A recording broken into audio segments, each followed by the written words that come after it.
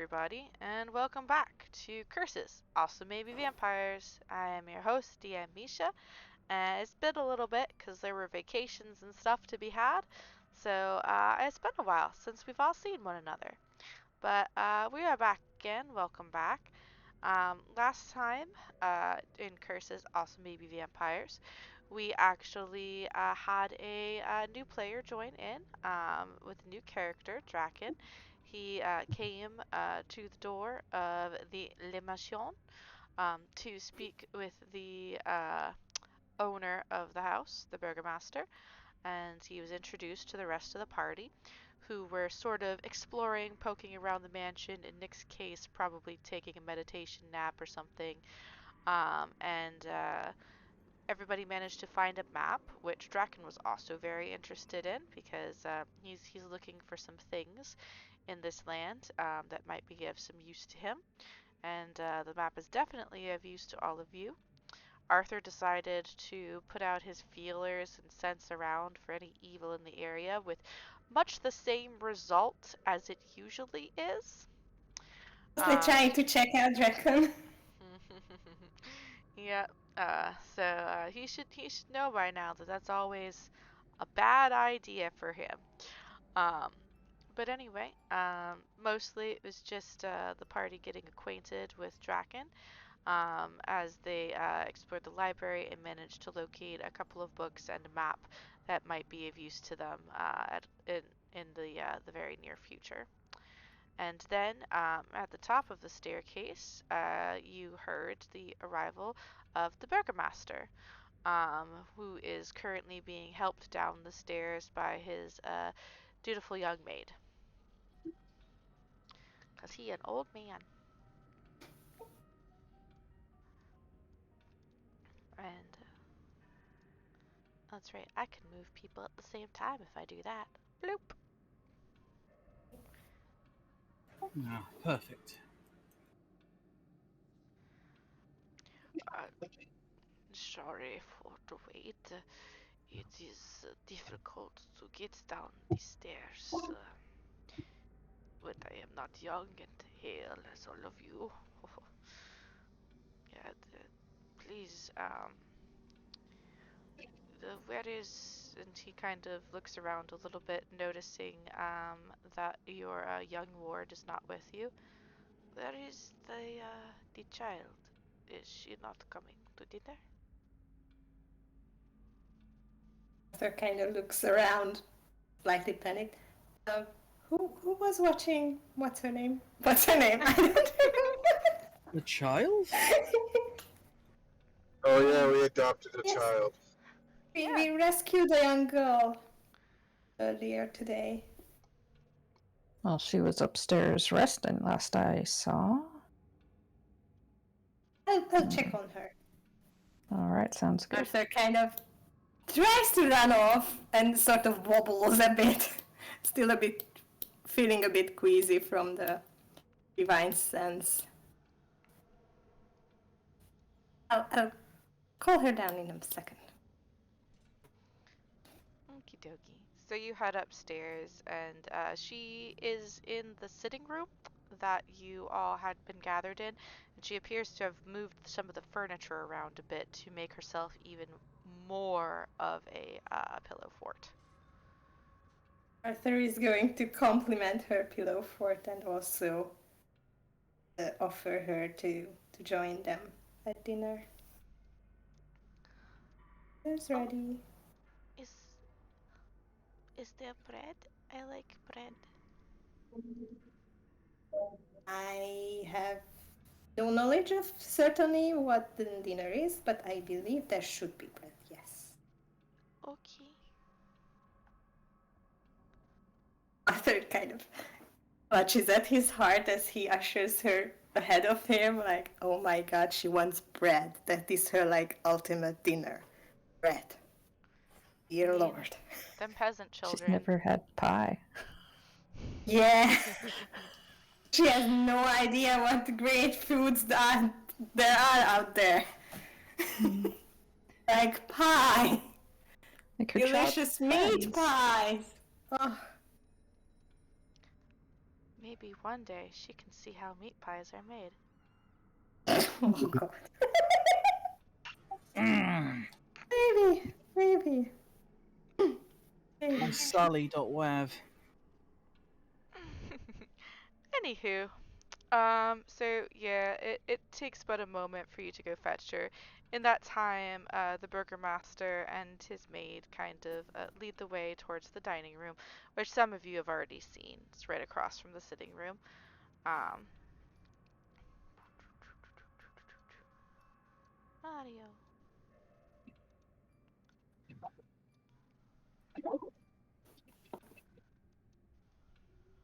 Arthur kind of ushers the girl ahead of him, still wagging. She kind of stops a little bit when she comes down the stairs and sees a new stranger there. Um, but since you're there, Arthur, and everybody else, then she kind of hesitantly kind of troops on ahead with the promise of bread fresh in her mind. Seeing her hesitate, Arthur kind of leans down. Don't worry, I checked him out. He's okay. Okay, that is good. I don't know him, but I'll go over here, maybe. and she's going to pop into this chair right here. Hey. And I will- Ollie, are you going with them or are you hanging back?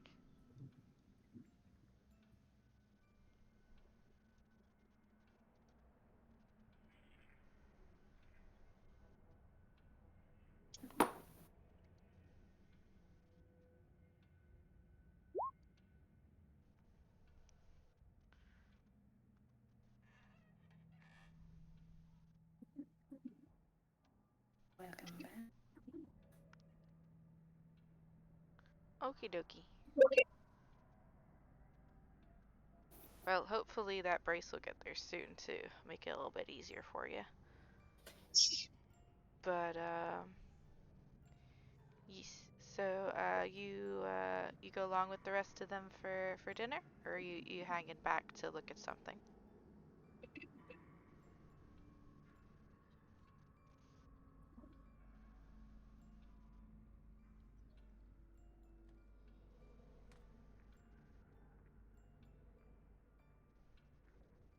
Sweet.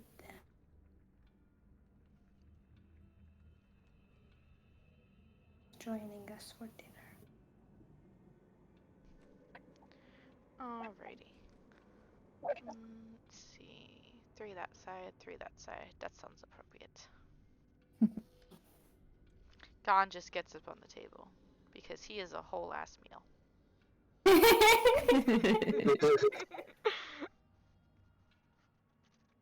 Definitely a snack. I'm more than a snack, baby. I am the I like entree. how there's like a chair, an empty chair between Nicholas and Gon, because they're just like, no, we're not friends. Arthur is just making eyes at Draken because he would like to sit next to him, but he also kind of took it upon himself to be the guardian of the child, the little girl. I think we should Like- turn Curse of Strahd into Arthur's dating sim.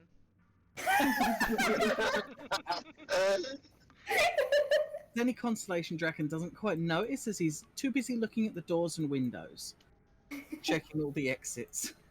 So there are exactly 4 sets of doors in this room, no windows. There are the set of double doors that you came through just now. There is a small door that looks like it might be a servant's door over here, and to further kind of insinuate that that's probably what it is, that's where the maid is standing at, and you will frequently hear a knock from it, and the maid will go and open it, and you see somebody handing them dishes to put on the table. So you conclude that is probably a servant's door that goes to the kitchen. There's also a set of double doors behind you that have beautiful stained glass roses and thorns entwined upon them.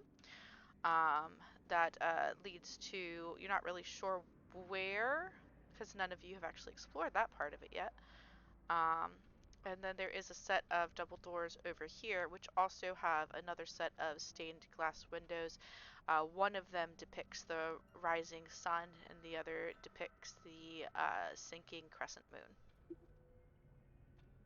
And peering through them, you would notice nothing but the miasma of the misty Barovian countryside. Oh, good. So there is an exit just in case there's any danger. There's 4 of them. Good, good. All right. So as you settle into your places, Arthur, you are despondent to notice probably that there is no pie. There does appear to be quite a large tureen of soup, however, at both ends of the table. The maid is placing some nice platters of crusty bread and little tureens of butter. You also see some steamed tuber-like vegetables that are purple, which seems like an odd vegetable choice, but they kind of smell like potatoes.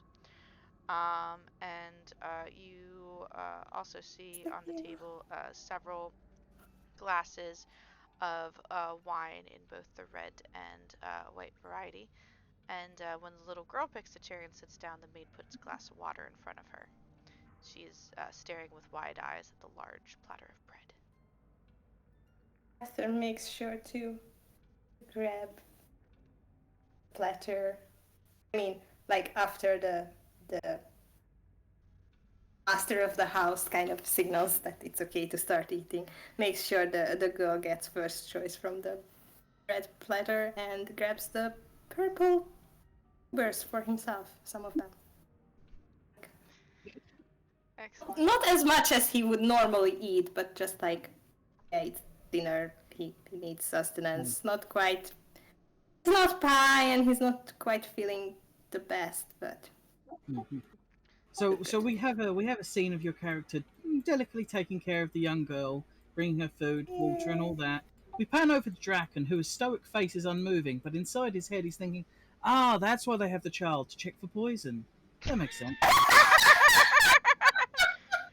Oh my He cut god! he cut out the end for me. I missed it. That's why we have the child there, to check for poison. internally.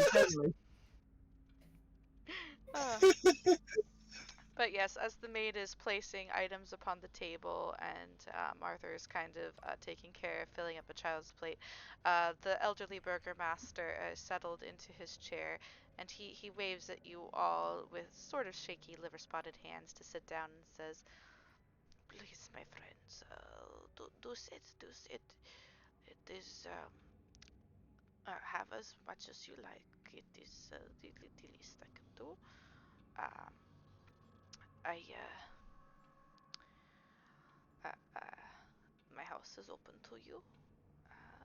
And he kind of looks at Draken, kind of slightly confused. Not entirely sure if you were part of the original group that came or not. Because this memory is really not that great anymore. You are... Your hospitality is most unexpected, but appreciated, good host. Yes, of course. It is most appreciated, the task that you have agreed to undergo for me. Especially in such a dangerous land. Well, there are not many dangers left that can affect me. I have lived long, my life, and truly the only reason I am still around would be to make sure as much of the town stays well as it can. All he remembers the last time he tried to eat something. He just sits at the table quietly, staring down at the food without touching it. His tail curls underneath the chair so as not to be stepped on.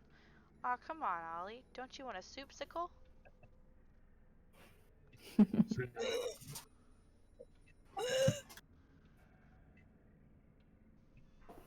It's just a savoury ice pop. It will be if Ollie touches it. Poor Ollie. Poor Ollie. Um, please, I know we got That's really nice.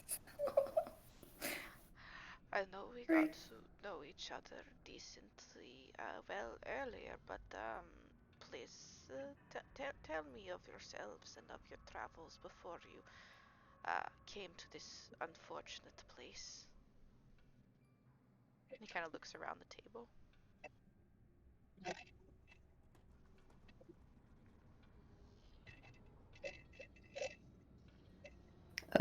Well, I was originally traveling around with my sister, actually. We were separated for a little bit. We agreed to meet back up at a tavern. As I happened upon this tavern, I met up with Nicholas and Arthur, and was there someone else? I don't remember there being anyone else. And that's when we got that letter that was unfortunately fraudulent. And that brought us to this place. Yes, the one you showed me that had my great grandfather's name on it. Yes, it is a fair bit of forgery, actually. I looked back through one of his journals, and that actually is his handwriting. Hmm. Very clever trick. Or perhaps kept as an heirloom from the times gone by. Mm-hmm. It looks in very good condition to be from that long ago. This is true.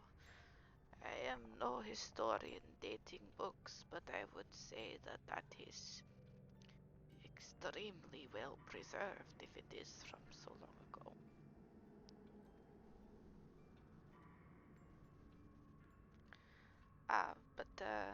But please, have as much as you like.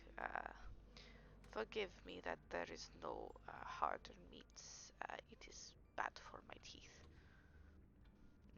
You see him smile a little bit and note that he doesn't really have too many left. The few he has are impeccable, perfect condition, but he doesn't have that many left. Well, I'm that's most quite all right. grateful for the hospitality. Mm-hmm. I suppose It it would be looks prudent delicious. to introduce myself, as it seems you have discussed with the others. I had only just knocked recently when your servants allowed me entry to, I suppose, wait for an introduction. Oh, Uh, apologies. My memory is not what it used to be, and I did not recall you with the original group, but I thought maybe it was merely an old man's slipping of the mind. Please, I am the burgomaster of this town, and you are? I am Draken. I'm simply here to ask a few questions and seek some knowledge. But it seems that similar knowledge was found by this group here. I was seeking a location, a place of power, Uh, and well, it seems to have come across a map that I may need. yes, there are a few places in this land that one would consider places of power. Um, I take it then your goal is not quite the same as the rest. You are not seeking out knowledge of the group of heroes. No, not quite, though my interest is piqued. Ah, I travelled here along my own paths, for my own reasons. No letters or luring needed. ah, well, apologize to you that you have come here in so dark a time, as the shadow has risen again in the mountains. I rather quite like the dark. Well, then you will not be disappointed. And he laughs a bit until it gets raspy and wheezy, and the maid rushes over to gently pat him on the back. Well, I'll stop taking the spotlight and allow your true guests to continue their explanation as to why they're here or how they arrived. Oh yes, yes, please do tell me more of yourselves. And he kind of looks at Ollie and Nicholas and Arthur. Ollie a little bit less, because Ollie had already kind of impressed upon him uh, his traveling noble self in the previous interactions. But Nicholas and Arthur he knows a bit less of, so he looks more at you two. Arthur kind of gestures toward Nicholas to go first. Well, yes, my name is Nicholas, and I actually come from quite a ways. If you've ever heard of the coastal town Baldur's Gate. I am afraid I have not. It's a colorful town, many would describe it as. But it's a home that I grew up in, and as of recently, we noticed some strange things, and I volunteered myself to start investigating some of the strange things, and that investigation has brought me all this way here. I see. Well, I hope that you find the answers that you seek. Uh, this is a place of many secrets, even from its own people, so quite possible solutions to whatever it is that ails you might be here. Or things to doom you further, unfortunately. And yourself, and he kind of looks over at Arthur again. He's kind of come to terms with the fact that there are at least 3 people sitting at his table who he's not entirely sure are not lycanthropes or possibly demons. Um, his demeanor is definitely one of more calm than the rest of the residents of Perovia has shown you. Mm-hmm. You probably also haven't seen many lycanthrope or demon-like people be so cordial. True.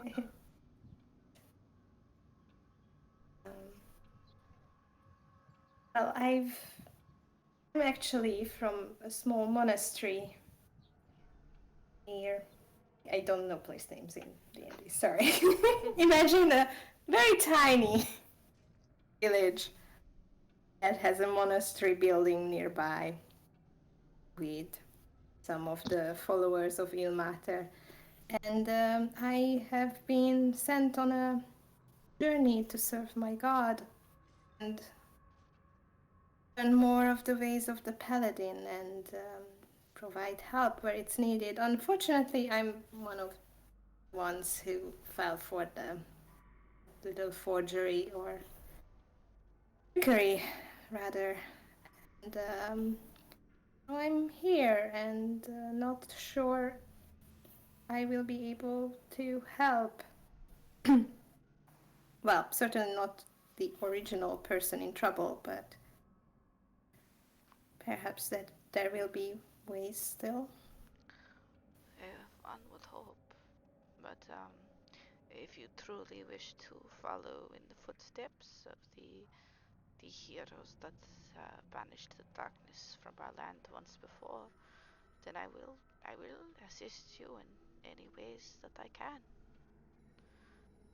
Arthur kind of fondly looks at the little girl sitting next to him. Yes, I'm sure find a way to. spread the teachings of my real matter and help those in need. You say this, and the little girl has kind of taken the bowl of soup and like the 10 pieces of bread that she's got, and she's kind of tried to mush them all into one and dip them in the soup, and she's currently like half over the table trying to get the bread in her mouth. She has made a bread Oh, sandwich. Delicious.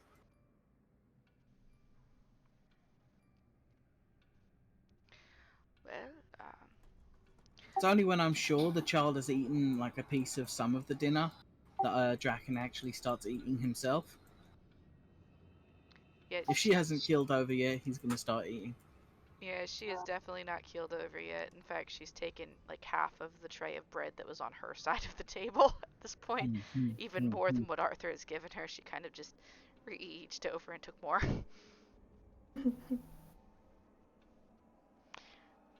But the burger master has his own soup before him, and he's kind of softening his bread in it, and nibbling little bits of softened soup bread in between bouts of speaking with you. And he says, "So you have found a map then in my library, which is of use to you? Yes." Yes. Yes, indeed. Thank you very much for the help. Of course, I do what I can. I am quite certain that there are more than one thing in there that may be of use to you. But I'm glad you have discovered at least something. Have you thought of any questions that you needed to ask me while I had my respite? Apologies for needing a nap earlier. It is no fun getting old, as I'm sure you will discover one day upon your own.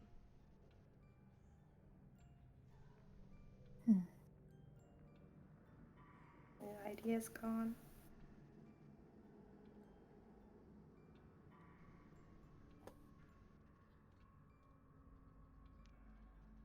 No? None at all? When it's clear none of the other party members have their own questions, Draken does pipe up. You mentioned that there's other things within that library that you believe would be of help to them on their journey. Uh, Could you elaborate a little more? yes. So as we had discussed previously, apologies you were not here. Um, the the Baron, as he is called, um, was defeated once previously to my time, many generations ago, and there was a group of heroes that effected his temporary demise. He has only within recent memory come and risen back up again in both form and power, and the mists have closed in once again upon our land, and things of the dark stalk the night. But as I have made clear to these good travelers, I must regretfully inform you that I'm not sure what way you used to make your way here, Monsieur Draken, but it will not be available to you to leave. None may leave this land that he does not wish to allow release, not even in death. And so these Arthur, heroes. Sorry, my apologies. You first. Arthur kind of glances at Ollie unobtrusively as possible. Return for the dead, you say? Eyes. Not even in death. Yeah, poor Ollie. Oh gosh. What were you So saying, Draken? not even in death. So these heroes remained trapped here, then? Not after Even their defeat of uh, of the Baron. Oh, then it is simple. We defeat the Baron when my goal is done. Mm, Then there is hope. yes, quite. Which would be why there may be information in my library of use. Uh, I assume if it is just the map that you have found, you did not find any of the tomes detailing the history of what had happened. Did we find anything else? No, you Mm. I guys rolled remember. shit on investigation. You barely got the fucking map. Yeah. But Arthur kind of honed in on the map with a pretty high roll. I mean, we had a little look around, but it's a bit like trying to find a book in a library. Oh wait, that's exactly what it's like. I think you'll find finding a book in a library is very easy. It's finding Yeah. the right book. Yeah, That said, that posed a bit of a challenge. with your permission, Burgomaster, would you allow me to search as well? Information on how they escaped and, more aptly, how they defeated this Baron. Yes, Might be very prudent for the end of my goals. yes, of course. You can have access to my library if it is of use to you.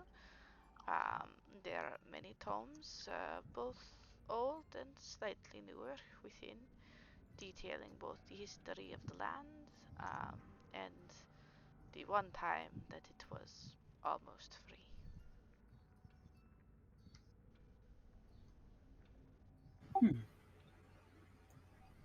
Thank you very much. Your And guidance. no problem. It's my pleasure to assist those of you who have well, a chance. Um, just when he kind of his face, which had been kind of, you know, the face of somebody who is enjoying having company after being alone for a rather long time. His face does fall a little bit. Just be certain that you are more careful than mine brother. As if on cue, there's a rattling of chains. That perks Draken up. Your brother!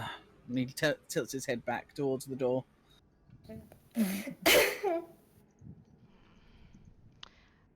Yes, I did tell the rest of your friends here. They are aware, and my brother, uh, he was part of a group that went to challenge the Baron when he was only just newly back, and he returned, not in the same state he was when he went, but he is my brother, and I cannot kill him.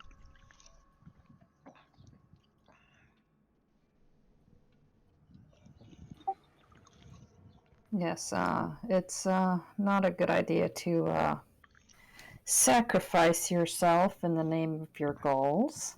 Gon will look at Arthur and then look at Ollie as he says this. Arthur totally misses the look and just says, perhaps on our journey we might find a way to help your brother as well. Oh, yes, that was the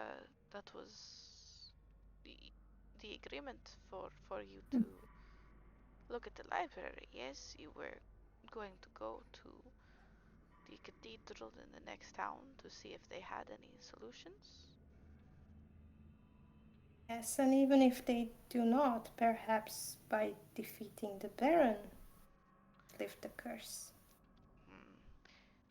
It is possible, but I would caution you against undertaking such a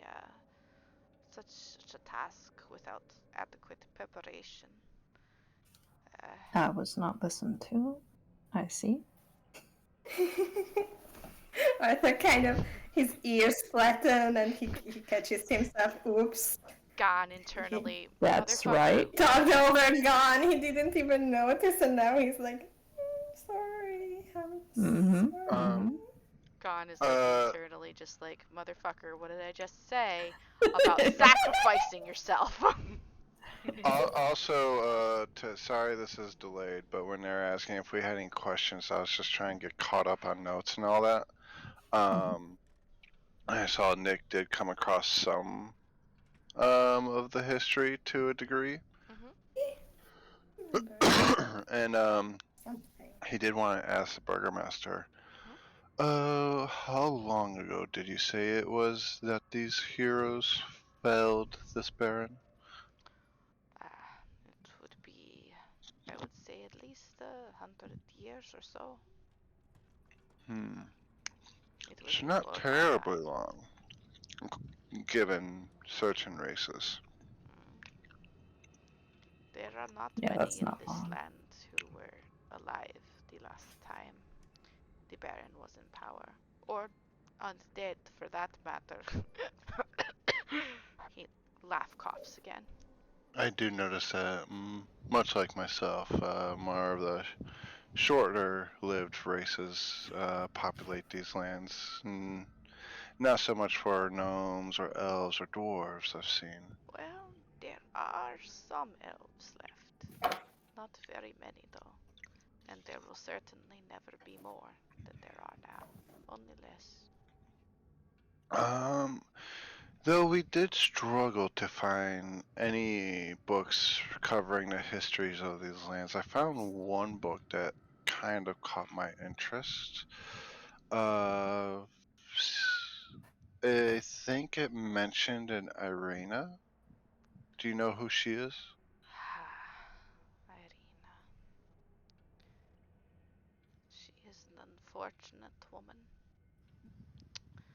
of whom my family took in very long time ago.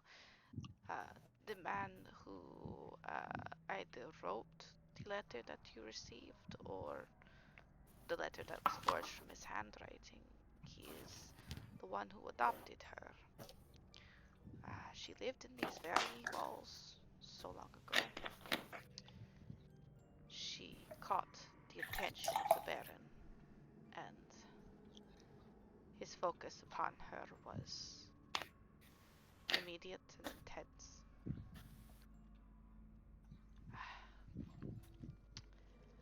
Her brother, Ismark, he he had a group of heroes, the very same that you are seeking information about, escort her to another town to be free of the influence of Herr Baron. But she did not survive.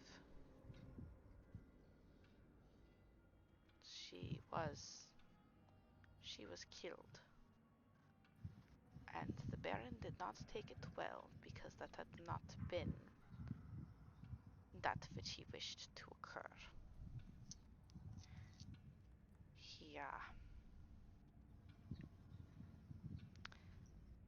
He came back and killed Ismark and mounted his head upon a spike outside of his castle when he found out Irina had been slain. And that was when that last bloody week was when there was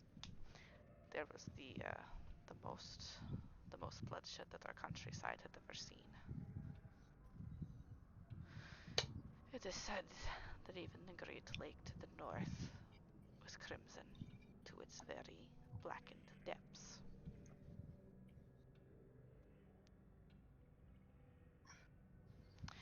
But yes, she used to live here, and she was desired by the Baron, and she died. Do we know if the Baron desires anyone else now? If he does, he is keeping it close to his chest. I don't think he comes here for dating advice.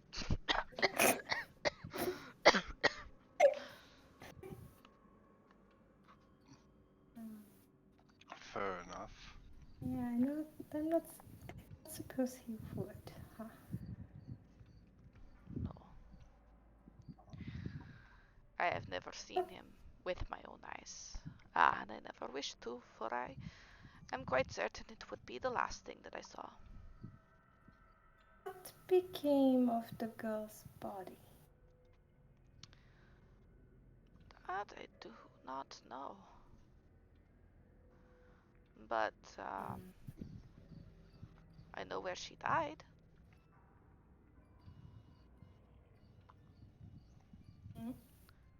Arthur still has the map. Can he like take it out and show it to the burgomaster? Could you mark it on the map, perhaps? Bye, baby, love you too. You will need no marks for this. She was slain by a vampire hunter in Stradzone Castle. Oh.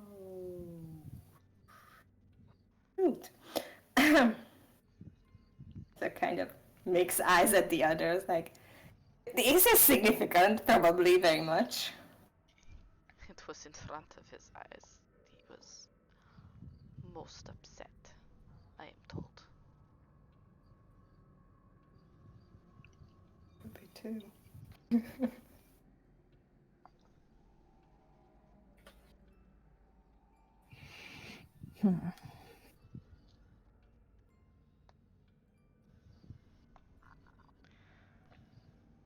But, are there any other questions about the land or anything else I might be able to help with that you have not yet vowed to look for in my books? Draken finally shakes himself out of his stupor. He's been staring at the door with the chain rattling. He probably missed a majority of that conversation. Before his attention turns and he brings the conversation straight back to his goal, as usual. Very goal-orientated man he is. I do have a question. If you are aware of a specific location, have you heard of the Amber Temple? I have heard tell of such a place. In my youth, I had wanted to find it, actually. I am told it is in the mountains to the south of here, but it is surrounded by some quite wild territory, and it is not for the faint of heart. I never, even when was our lighter hours, I never risked it. I'm sad to say, and still am, a bit of a coward. Nothing wrong with that. Arthur kind of studies the map, trying to find the mountains and see if there's any mark. If not the place mark, just like something that might signify a temple or something. I'll switch you over to the map really quick. Ooh. Alright, so as you are looking at the map itself, you notice that where you are right now, which is the village of Barovia, is surrounded on all four sides by forest.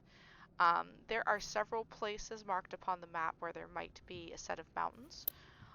One of them is actually just overlooking the village of Barovia, which has a large castle marked as Castle Ravenloft upon it. There is another set of mountain ranges in the north and in the south, as well as what looks like a steep set of mountains bordering the entirety of the land from the west before the map's edges are swallowed in scrawls of swirling mist. It seems anything beyond that is unknown to the people of this land.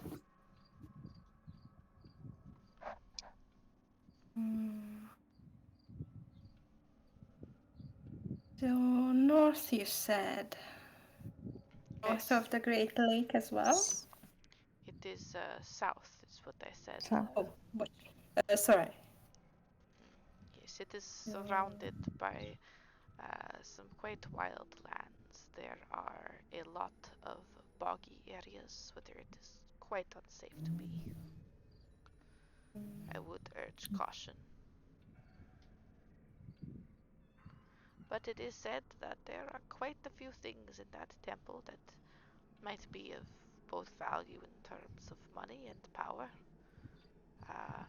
Some even rumor that the temple may contain the remains of gods and otherworldly entities locked up. Ah, so you do know what the place is. And he leans forward. It was a dream of my youth to someday see it, but I never pursued it, not after my brother died. A shame. Heard many tales of the place. Tales of power. Whatever power Certain, certainly there would be power to save your brother in such a location. if there is, I doubt that I would survive to make the journey to retrieve it. And then he grins. Regardless, I am making the journey. Perhaps I could look in your stead in return for some aid. Certainly, if any of you can find something that would help, I would never be opposed to it, and you will have my aid for certain. Your, well, seeing as how storied and historied this house is, would there be anything left behind by those heroes that supposedly slew the Baron? There was one that did stay here for a time after the Baron had died. They were quite obsessed with the house that you all, and he nods at the rest of you, not including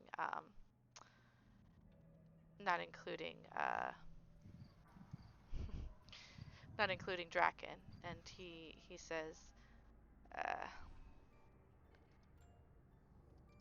the house that you all escaped. There was one here who was quite obsessed with it. Burned it to the ground every day. Even when it came back, they went and burned it again. They said it took something from them that they could not get back. That's a hobby I could get into. It's also a feature of some buildings here, it seems. Well, only that one. Not Right. exactly what. I do not know exactly what terror lies within there, but Yes, possessed houses and all that, but did he leave anything they leave anything behind? if they did, it would probably be in the attic. I do not have anything of theirs. We find something in the attic. You guys actually haven't been to the attic yet.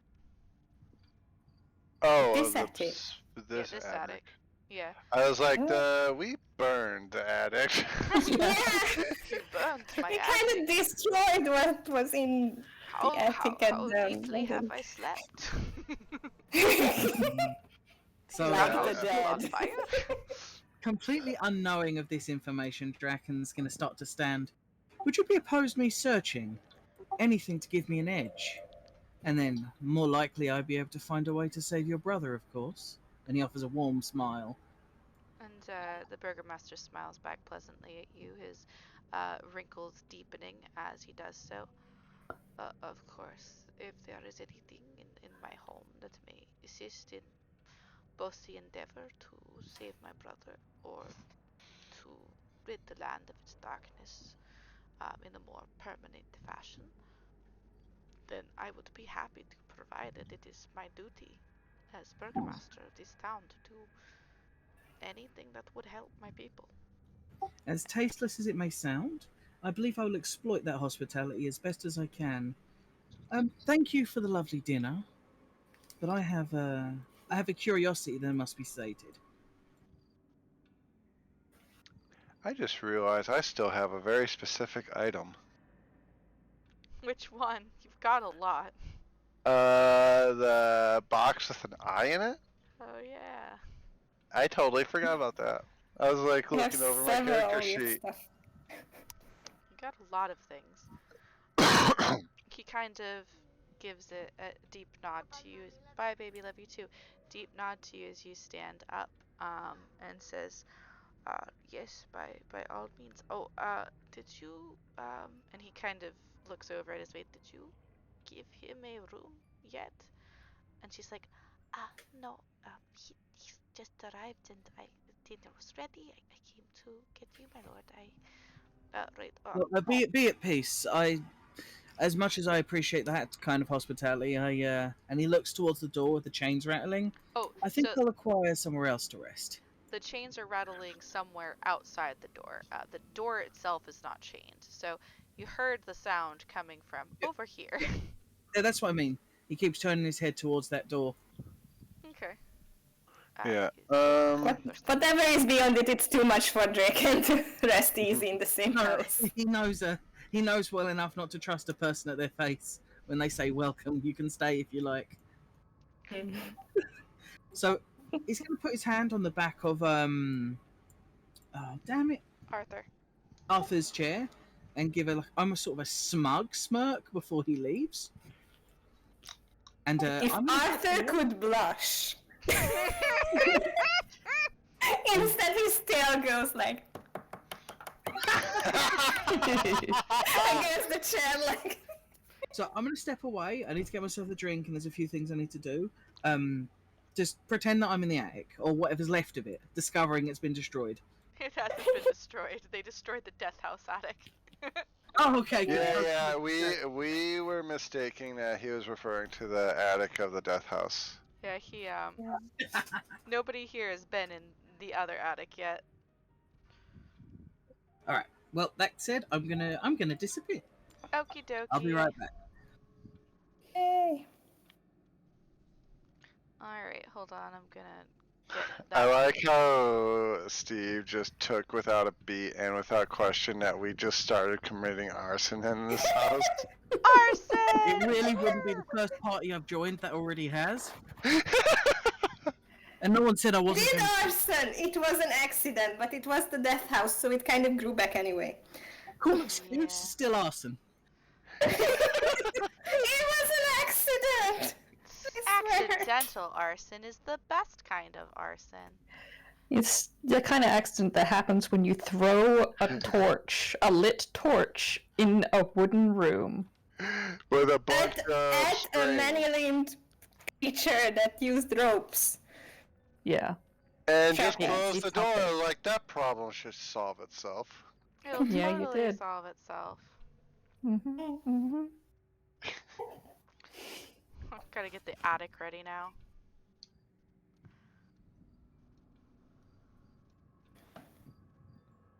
I don't know if you saw this. Ollie also is asking the burgermaster Ollie a raises question. a hand vaguely in the master's direction as if to ask him a question. Yes. What is it that I may do for you?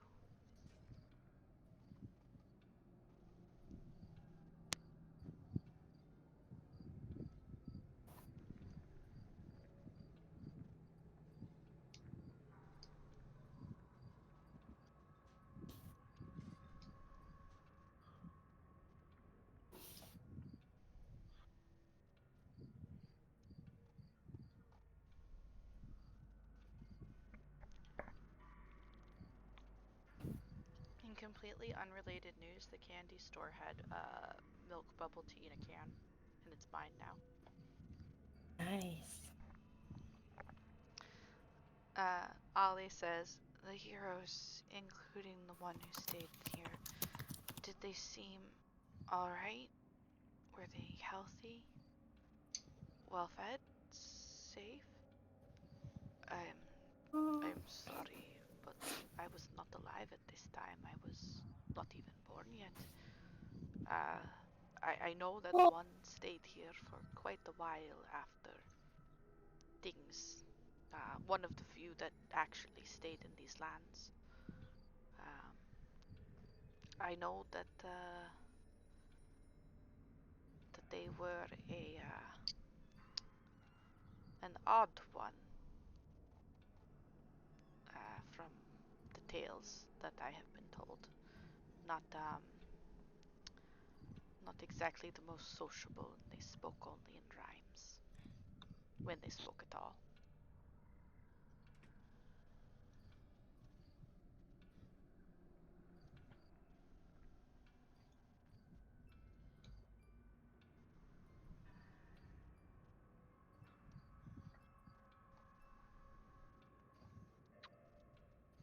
I'm just thinking of the moonbeam gif that Sives has made. Stop hurting me! Thank you, my heart is already crushed.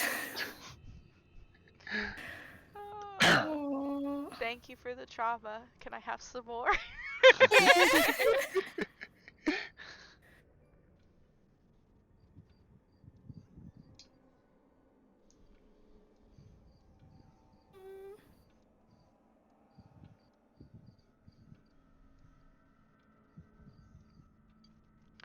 Ollie blinks, retracting his hand. Oh, right, yeah, that's right. That was a long time ago. Time seems to blend for Ollie, his particular situation leaving him unable to tell what was in the past and what is present. Right. Yeah, of course. My mistake. I thought perhaps there might have been, I don't know, a logbook or a journal or. It's fine. Sorry. I'm just very concerned about history. His ears drop. No, no, it is. I am very sorry that I do not have more that I can tell you. It was a very long time ago. But I am sure since they stayed in this house for such a long time after the fall, that I'm sure there is something here from them. Whether it is a book or not, I could not speculate. But if there is anything left from their time here, it is likely in the attics,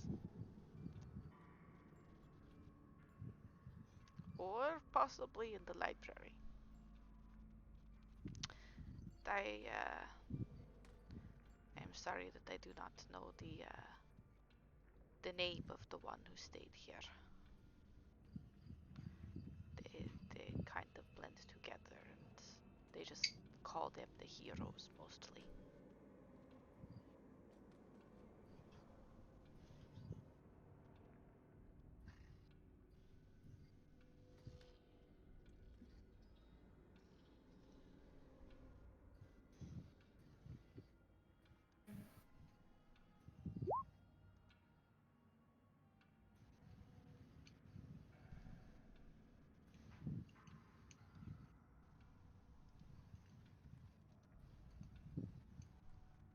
Ollie nods and will get up to excuse himself, having left his plate entirely untouched. He picks up his meal and walks it over to the child, setting it beside her plate. I will join our acquaintance in search then, I think. Thank you for your time. Yes, of course. You are not hungry? The girl kind of dives at the plate. She's been eating basically everything, and will probably be making herself sick by accidentally. But as she tries to Arthur kind of tries to slow her down a little bit. Well, she does slow down when she tries to eat the food that Ollie gives her, because she goes, "Ah, the potato is stuck to my tongue," and there's a frozen potato stuck to her tongue. Oh my. You have to eat slowly. Let it melt. Arthur kind of tells her like it's totally normal and then gives a startled look to Ollie like, is everything okay?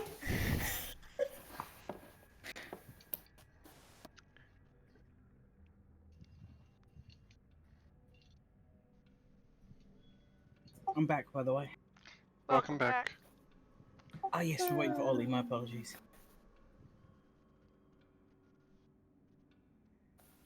Ollie is about to join Draken in the attic, searching for clues about the heroes. Arthur growls in jealousy.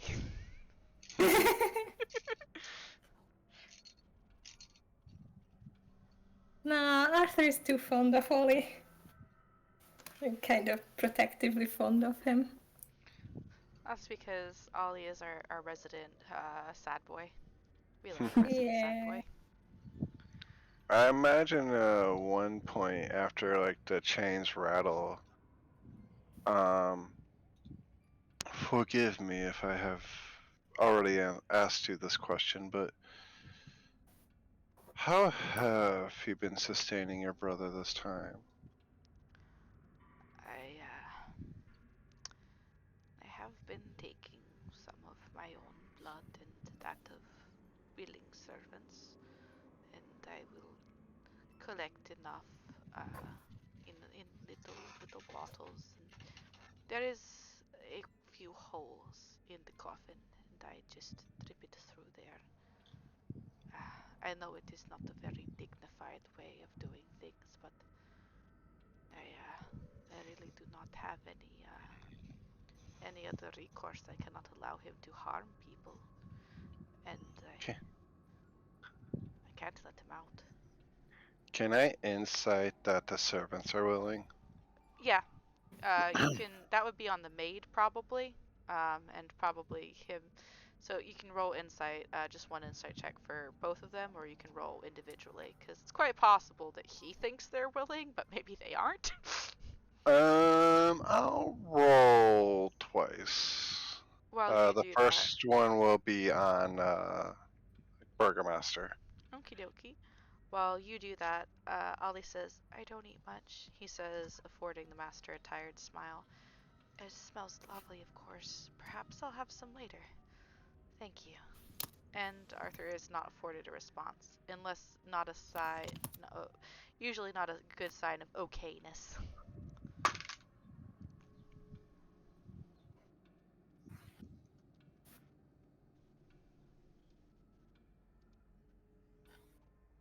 There we go. 17 and 16. Alrighty. You said which one's for which? 17 on the 17. Burgermaster and 16 on the maid. The Okay, so Burgermaster. the Isn't that Burgermaster. how it's spelled? It's Virgo, like with an O. Oh, So I in Curse's Strat, it's spelled with an E. Yeah, it's burger because burg, like German word for castle or town or whichever. I've heard it? like So 3 how different is it spellings. spelled? So hold on, let me crack out the book. Come here, you. No, that's Icewind Dale. Sorry, Steven. Oh, it's Burger Master with an E, yeah. Here it is. Yeah. I think it's with an E in the book, but I know that there are more ways of spelling it than the one that's in here.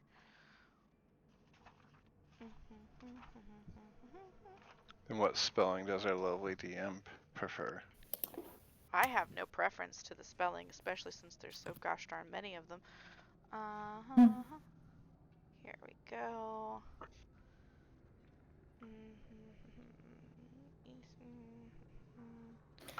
Okay, it's actually like on Reddit really complicated. Yeah. Oh, it's a U. It's a U in the book. Never mind. Burgur. Okay. Burgo.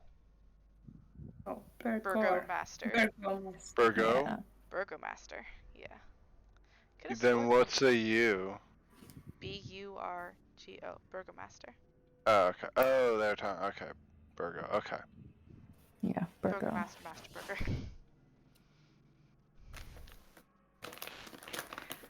Alright, so with the 17 on insight for the Burgomaster, he definitely believes that he is telling the truth. He seems tired and a little bit stressed, just talking about his brother, but not dishonest. The maid, she seems uncomfortable, and you infer that while she does, in fact, is not like held down, forced to give blood, she probably is not comfortable with doing it, and it does make her wildly fearful of the situation. They But- see they couldn't refuse because of the implication. Exactly. Mhm. So like she's a servant, and if she refused, she might not be one anymore. It's a cushy job in here. It is. He's only got 2 Considering people. the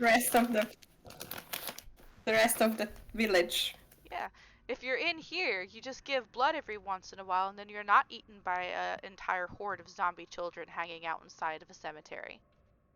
Mm-hmm. Right? Yeah. It's blood or zombie children. It's the wild Barovian North up here. Really nice this time of year.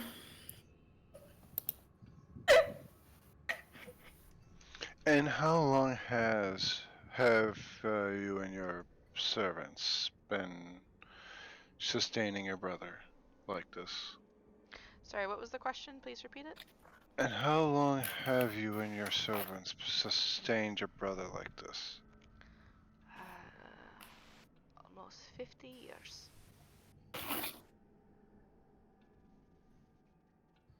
That boy is hungry. Did you say that out loud? No! Come on! And with that, Nicholas will also excuse himself and begin making his way towards the attic. Okie dokie. Mm-hmm. I'm pleased to report that Gon, unlike Ollie and unlike the child, ate a perfectly normal amount of dinner. Just an average amount of food. By the way, I didn't describe the taste of the food to you, but it. Oh yeah, and Nick did invite it as well. The stew is actually rather good. It seemed to be a pork-based stew instead of a beef one, which might be a little bit odd for some of you, since normally like the primary animal in a stew is cow. But it was kind of hearty. It appeared to have a number of beans in it, of various sizes, shapes, and colors. And there was just a hint of a squashy texture, as it also had diced and roasted pumpkins in it.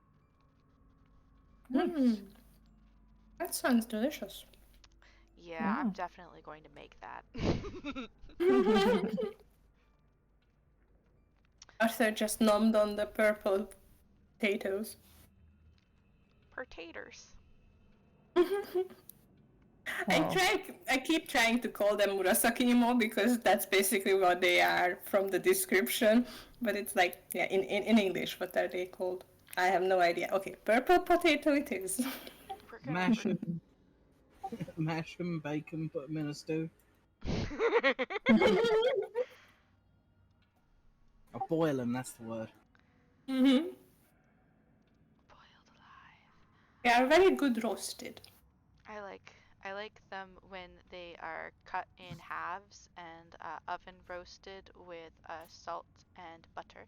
So they have a nice crust on the outside, but they're soft and squishy on the inside. Even better with Mhm. a little bit of like meat juices. You have bacon, obviously. You have to Yeah, take if- chopped up bacon and sprinkle it over them so it can imbibe the juices while it's in the oven baking. Hell Yeah. yeah. Whenever like I them- make a roast chicken, I use the roast chicken juice to cook them. Mm. Oh, I haven't done that. Now I'm hungry.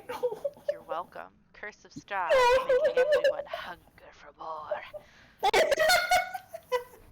Well, we are invited to dinner according to the intro splash. True. Not invited to dinner. But anyway, so Nicholas leaves the table and kind of heads up after Ollie and Draken, who have headed to the second floor and then to the attic, which was actually a set of staircase at the end of the hallway. Most of you have explored enough now to know where it is, so if Ollie catches up with Draken, he'd be able to direct them to where that staircase is, although you haven't actually gone up it yet. That means left here in the downstairs area currently are Gon, the little girl, and Arthur. Arthur is kind of on self-appointed babysitting duty, so Mm-hmm. just waits for the little girl to get full, tries to keep her from eating too fast and making herself sick, and then he'll probably escort her upstairs and tuck her in bed. We Yeah. tell her a bedtime story. Yay. Yep. I'll tell her a A story. very unfortunate rendition of a lullaby. He's good at Alright. playing the piano, he's not that great at singing. We've got this. We've got the child caring duties. John and Arthur, you manage to keep the little girl from eating so much that she gets sick, and eventually she's coaxed away from the table with promises of bedtime stories, but no baths. And the maid kind of comes over and she's assisting the burgomaster in exiting his chair. He actually hasn't eaten all that much either. It looks like most of this food was merely because he had guests and he wanted to, be polite and, provide for you. He doesn't seem to get a lot of visitors. Fatten us up to feed to his brother. Yes, definitely 100%. By the way, that's exactly what Draken thinks is happening right now. So that's why he's not staying in the house. It's fair. I mean, considering. Arthur thanks the burgomaster for the dinner, kind of coaxes the little girl to thank him too, like, that's a polite way, yes, okay, good girl. Let's go upstairs. After enough coaxing and looking back, like, do I have to talk to the creepy old man? She goes over and she's like gripping the edges of her dress that the maid has actually loaned her, one of the ones that she herself grew out of a couple of years ago. And she like bows her head and she says, "Thank you for the bread." And he smiles softly and warmly at her, and he's like, "Of course, my dear. And hey, you want to know a secret?" And she nods a little bit, and he whispers to her, "You can ask her to bring you cookies later." And he nods at his maid. Shh, a secret. She's like, Don't encourage the child! "Okay, now you be good and do what your friends tell you and get yourself good sleep, okay? Okay, thank you, my lord. Thank you, my lord." And she goes back and she looks at you guys eagerly and says, "I have to go have bedtime now so I can have cookies later." Arthur kind of raises an eyebrow and nods Well, to the please maid allow us and to escort ushers you. the kid out. Mm-hmm. There'll be negotiations about the cookies. Alrighty then. Let me just arrange people where they have to be now.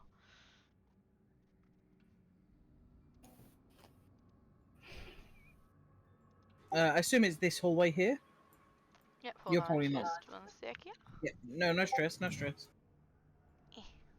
Arthur, that's gone. Little girl's room. There we go. And gotta switch you guys over to that map. Boop. And boop. Okay. So while you guys are getting the kids ready, or kid, I should say, ready, I'm gonna switch over to you guys.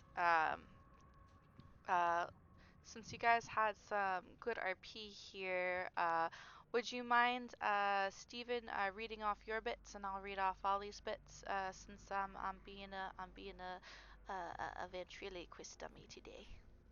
Understandable. Okay, happily. Draken notices Ollie and raises his eyebrow and mutters, "Interested in the naive old man's generosity, or no? I noticed how you reacted when we mentioned the heroes." Ollie nods, not quite lifting his gaze to meet Draken's. "I did not get to tell my story. I thought perhaps it was not appropriate for dinner talk," he murmurs softly, rubbing his arm in a self-soothing fashion. "I'm older than I look." That might not have the same punch to an elf as much as it does to a human or other short-lived creature. Bring it to me, no Do you have some insight into the heroes? Ollie tips his head along with a soft shrug, brows furrowing a bit. I guess so. One of them was short, kind of a spitfire.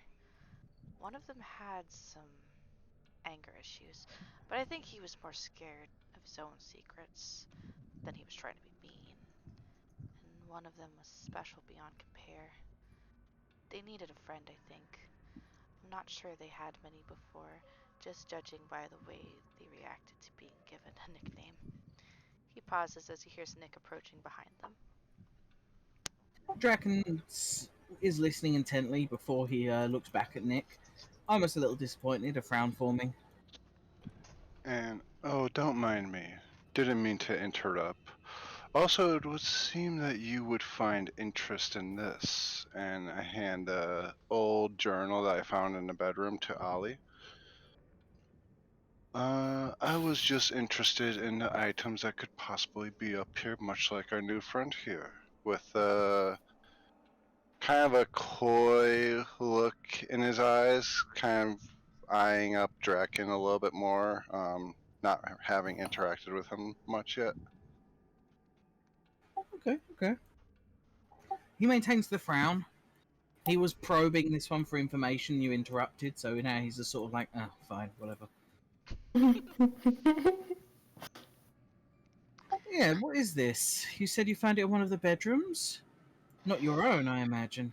No, it seemed to be back from the time period of those heroes. I only skimmed through it, but didn't find much information that seems to be helping us now, but with what Ali here shared, seems that it might be of interest to him quite a bit.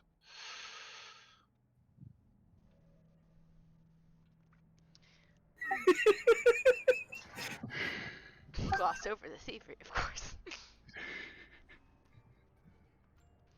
Someday Nicholas is going to double spec into Rogue, and it's going to be awesome.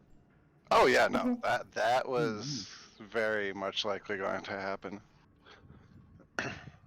especially with his background.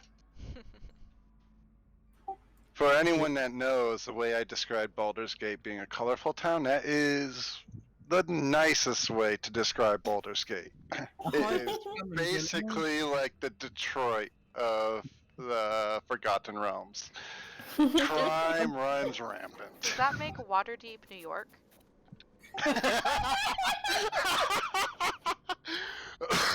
Oh, and Salt Marsh is Philadelphia. So, some would say a hive of scum and villainy. I'd say a hive of cults and murder. Nice.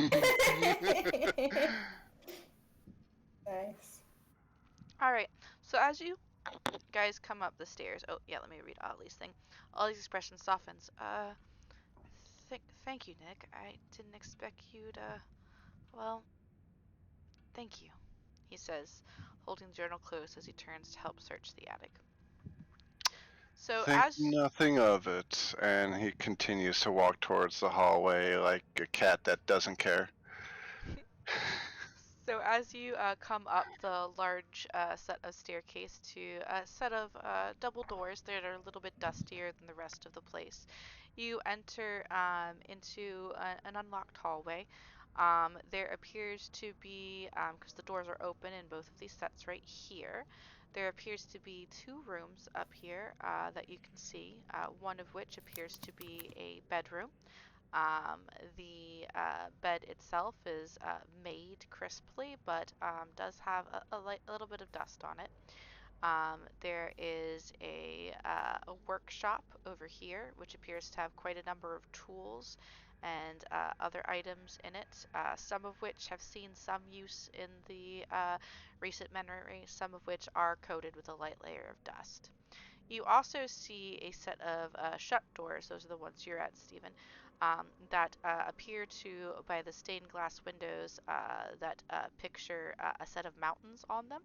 They lead out to a very thin walkway that goes across the roof of the house and leads to the small tower that is at the forefront of it. There's another set of connecting double doors over here that appear to lead into the tower.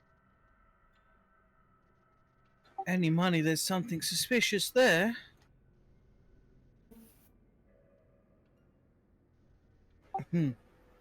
I'm curious of the workshop, but I think I'm drawn to that tower. Okay. So you do I'm saying this to them. you do find the door to the exterior is locked, but it's locked on the inside, so as to not have people breaking into the house. So you can unlock it with just a quick flick of the latch. I think you very well may be right. Ollie, they referred to you as? If anything bad was going to happen, it'd be out there too, I think. Ollie remarks in a concerned fashion. I just remember there was one more question I wanted to ask. Oh well. Too late now. Maybe in the morning. Maybe in the morning. So now I'm honestly unsure. Is there a pronunciation difference? In Ali and Ali. Actually, I don't know what the pronunciation for Ollie's like real name is. It's been a very long time since I've heard it said out loud.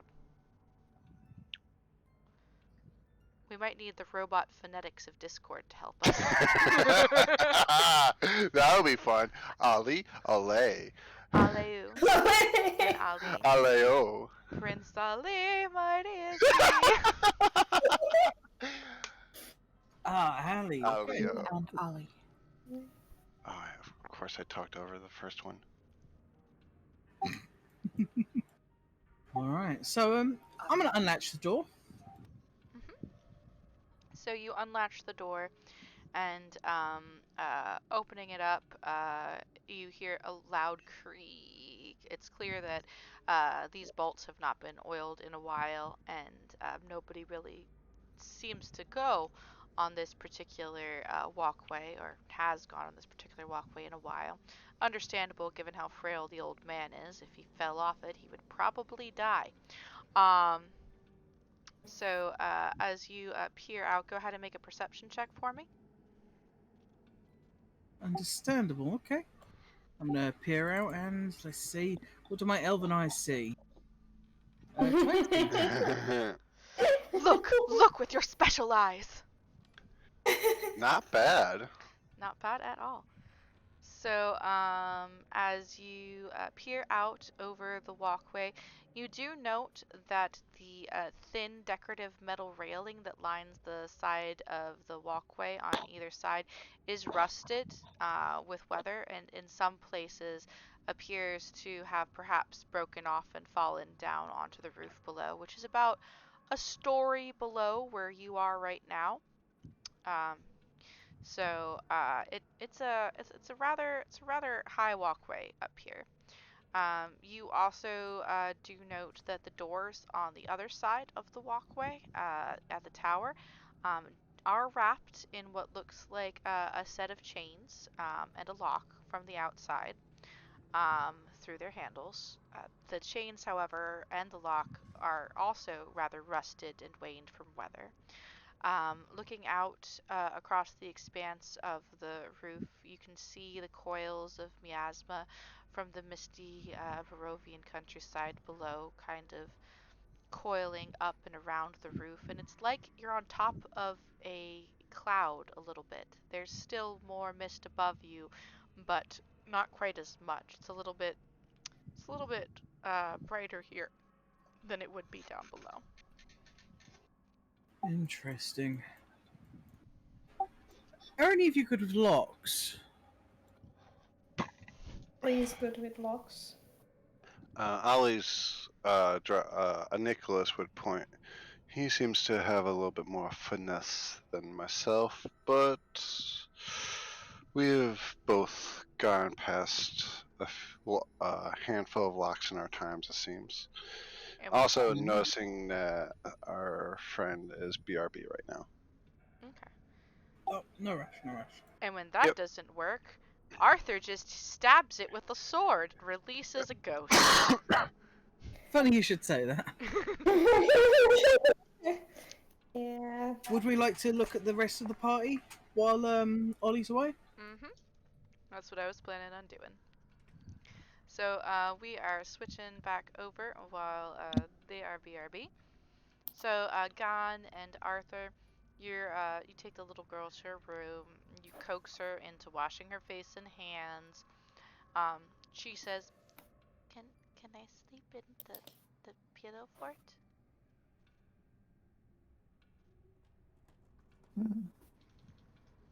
Not a bad idea. Then one of us could sleep on the couch. Right.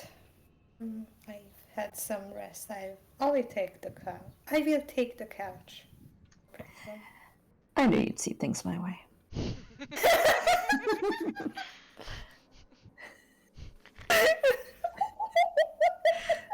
God, so Arthur, if go only sleep on the someone could couch. sacrifice themselves.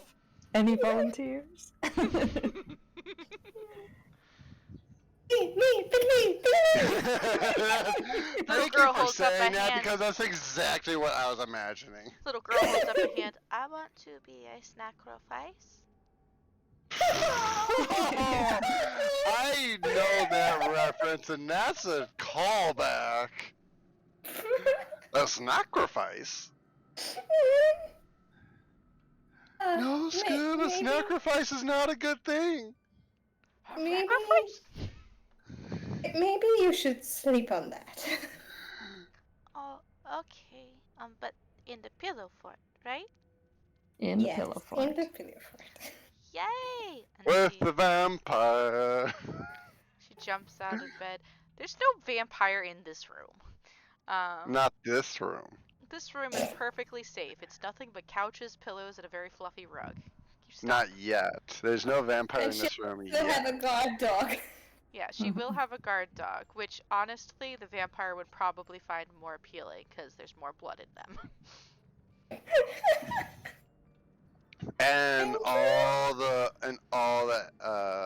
bravado to self-sacrifice. True. Yeah. I mean, He's plus perfect. they're on the fainting couch. The vampire is just obligated to go for the wolf draped artfully across the fainting couch first. It's just Fuck. simple math. I don't make the fucking rules here. So anyway, so the little girl like grabs half of the blankets and the other pillows that are off her bed, which she hadn't sacrificed to the cause of the pillow fort yet, and she drags it out into the room, and she starts draping it over the chairs that are here, like making sort of like a tent kind of thing. So not only is it a pillow fort, but it's basically a carnival tent at this point.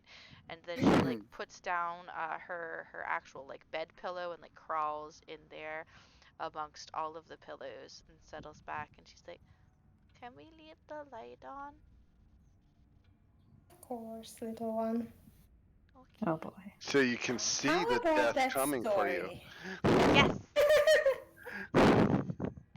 Arthur kind of tucks her in and makes sure she's comfortable and actually warm in that weird fort, and also she gets enough air. You don't need air when you've got pillows. Yeah, sure. Lamp oil is Speaking of- expensive. No. It's okay, there's candelabras in here. Arthur can just make something glow, I'm pretty sure. Probably. We haven't Can I gone make there. something glow? Wait, let me see my spells. You don't have cantrips. Also, question: have we heard from Gon? Gon's been quiet. Yeah, I'm here. Okay, just making sure. I don't want John told to. Arthur to take the couch. That was only like 5 minutes ago. My bad. I did not hear that. A lot. I miss a lot when I'm typing notes and whatnot. Mhm. Speaking of Gon took missing charge shit, of the situation. okay. Speaking of missing shit, I totally missed the entire description of the room that Draken, Nick, and Ollie are in. If there was a description. So they weren't in a room. They were looking out on at a steep hallway. But anyway, back to Gon and Arthur, because that's what we were doing here. My bad. So My bad. Sorry. you're good. So you tuck her in, you get her all settled, and then you tell her a story. Unless Arthur has one, I can tell the story of the Baith Duve and the betrayal of the Summer Queen again. It's a good story. Which Draken, actually, he didn't tell it where anyone could hear because everyone was asleep. And Stephen hasn't heard it yet, so he settles down in the chair and winces a bit because the cushions have been plundered off of it. Nothing but hard backing. He's just like, I see a flaw in my plan. All right. So here's a story about a world very different from this one. A magical world full of fairies and fae. And there was once a beautiful and well-respected queen called the Summer Queen. And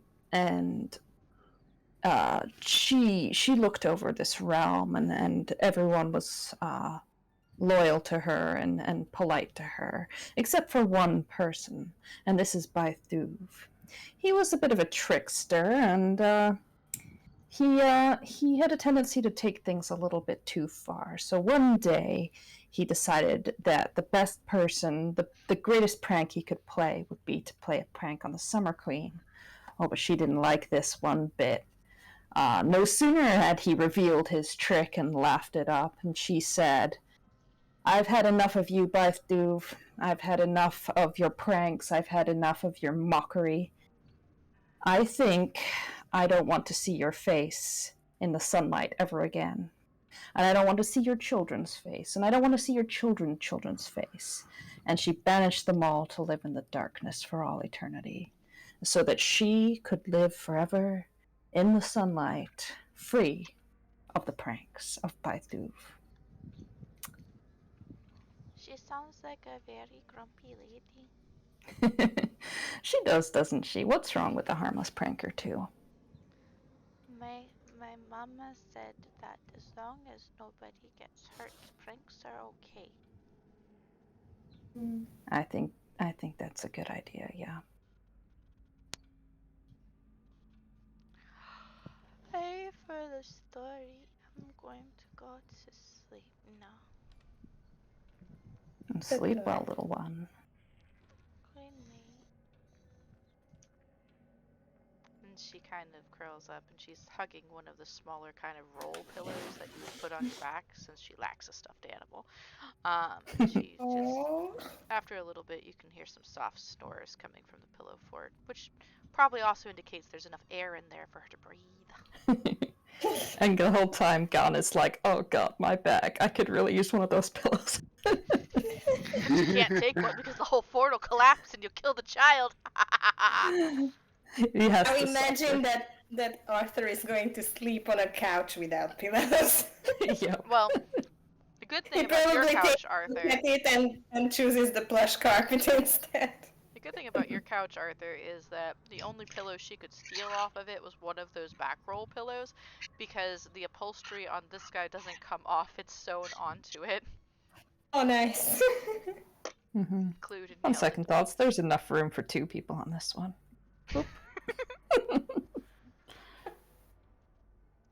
Oh my. Didn't you? Arthur kind of looks at Gon like, "Are you sure?" Like he's still bigger than Gon. We established that he's not actually that tall compared to the Everyone is rest of the bigger team. than Gon. It's Ollie that is ridiculously tall. Yeah, But, Ollie is the tallest. Ollie is the tallest of the talls. But he's always But- hunched over and cringy, so nobody ever knows. He can hide like a good foot of his height. Exactly. Alright, so you two are gonna be spending the night. Arthur on the couch, or you want to join up with the rest of the guys?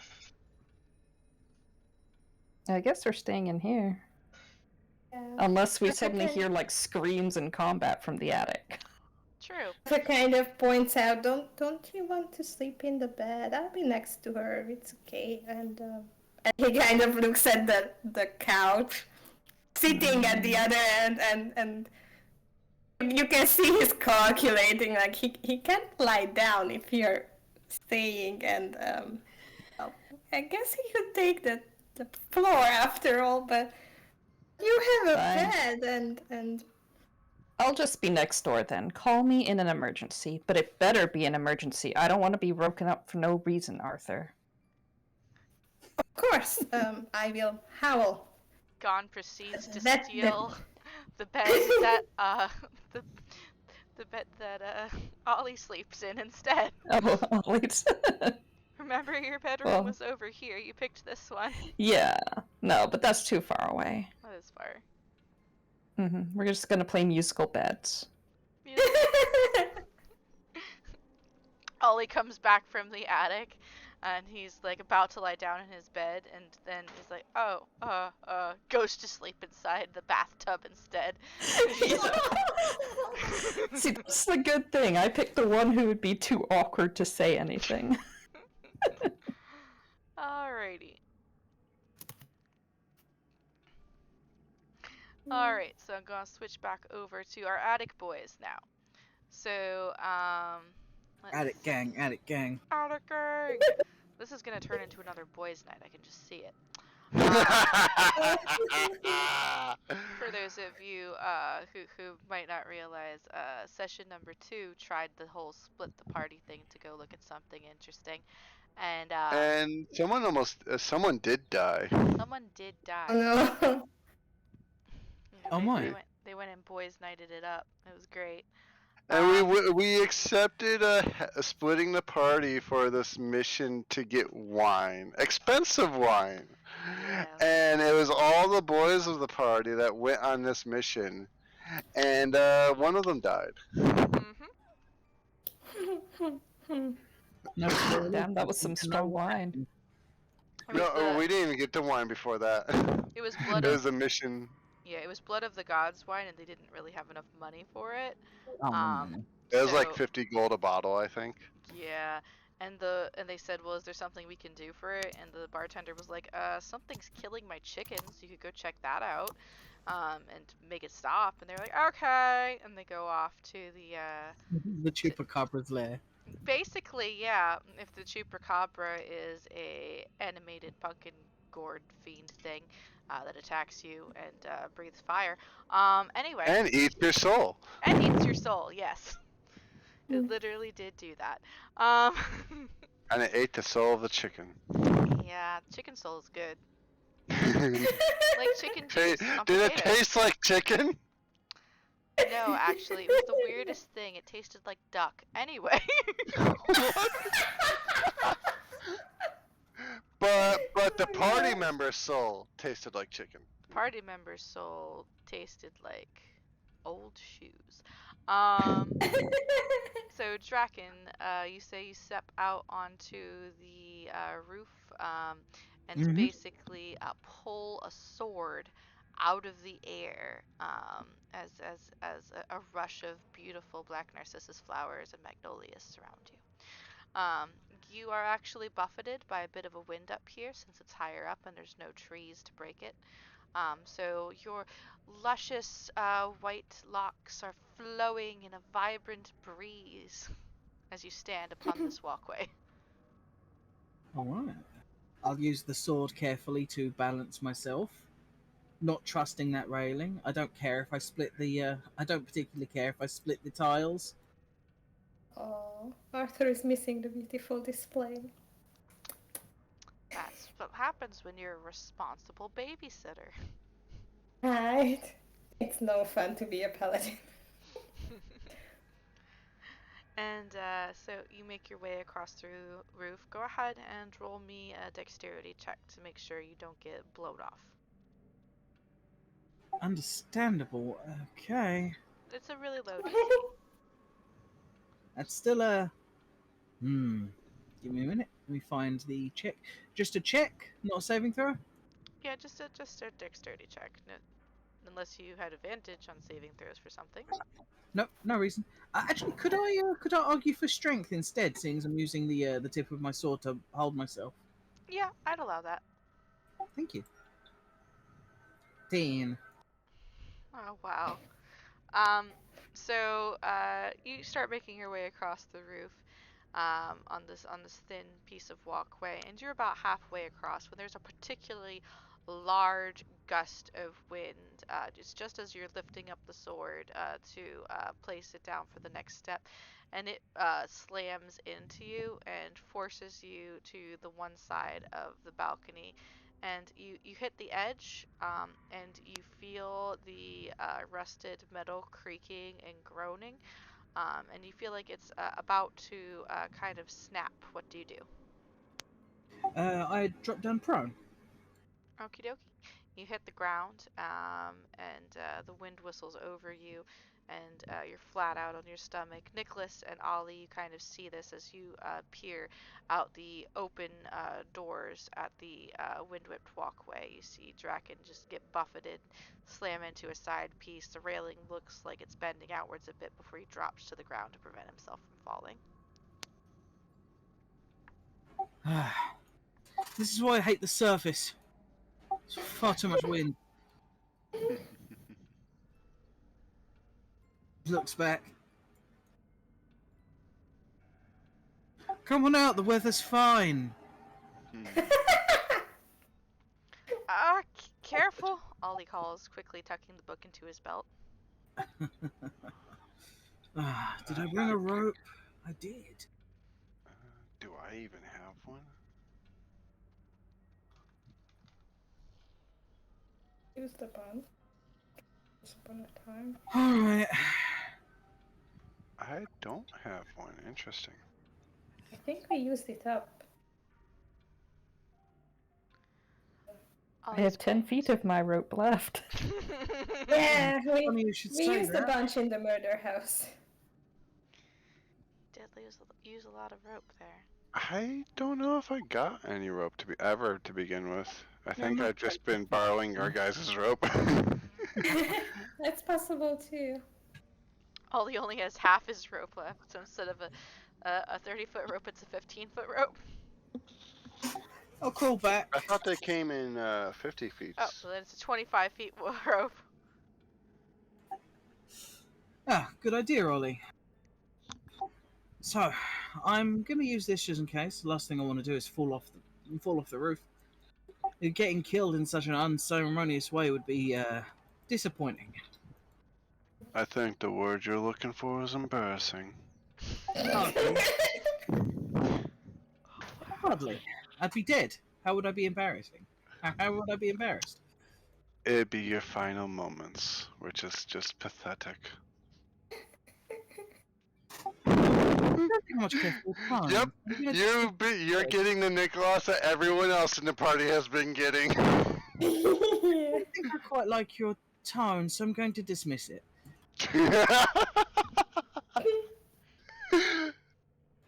Thank you very much, Ollie. He is definitely Grumpy Cat meme. Right. So I'm going to do the same thing as I did before, but this time every, say, 10 feet or so, I'm going to take a piton from my own bag and deface the fucking roof by just stabbing a piton through the rope and continuing on. Okay. And now they'll never have that. They'll never just get that hole just fixed. It'll always leak from now on. Well, I'm gonna there's fuck only those 25 feet of rope, so you get to about there before there's no more rope because they cut the more. rope in half back in the death house. More. 40 foot more. I'll tie it off and continue on.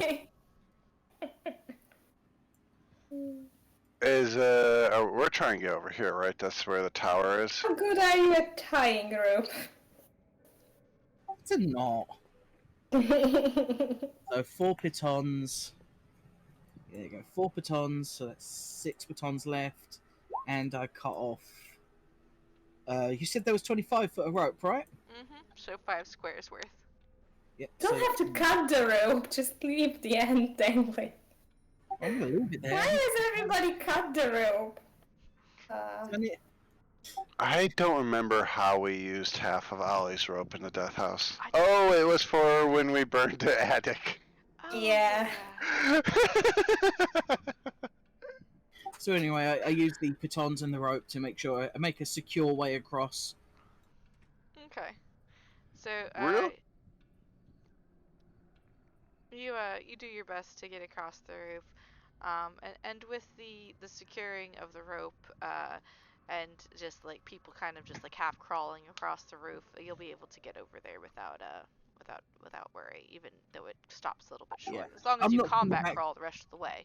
Mm-hmm. I'm not coming back to this house, so I don't care about the damage I do. Ooh. Better. So, real quick, before I go out on the roof, I did want to, like, glance in this room, and I rolled a nat 20 perception. Okie dokie. So you take a peek in this room, and it's a workshop. You see what looks like a small blacksmithing quarters for repairing tools and possibly at some point in the distant past armor and weaponry. There is a carpenter's nook over in the far corner next to one of the windows that looks like it's responsible for repairing like furniture and stuff about the house. You also see what looks to be a couple of tables of books and things and jars of certain herbs and whatnot, so you are under the impression that perhaps somebody has been making some like perhaps potions or poultices up here, because that portion of it is a little bit less dusty than the rest of it. You also see a doorway here that leads into, from the quick glance that you cast at its open doorway, looks like it might go to a bathroom. Okay. I'll glance over at Ollie. Like, you guys seem to be good with all of that. Seems that we have a workshop in here that's caught my eye. In Nicholas language, this means, y'all have fun falling off a roof. I'ma look in here. Yep! That is exactly Nicholas language.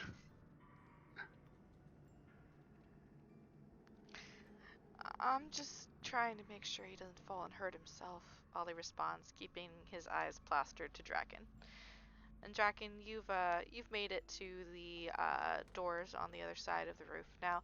Much as you saw from your perception at the other end, they are chained shut. There's a rusted lock that is upon them, and they too appear to have been there for quite a long time. Some of the parts seem to have even been rusted together, really. Also, that's something that I just forgot. Draken did ask both of us if we were any good with picking locks. Yes. That was when Allie was AFK. Yep, you did. I've suggested that you were in your absence, so yeah. Sorry about that. Forgot that the player did not know that. Alright, so Draken's gonna look back at Ollie expectantly. Tap, tap, patient. Ollie gives you a blank look, and then all of a sudden, oh! Not a request, it's expectation.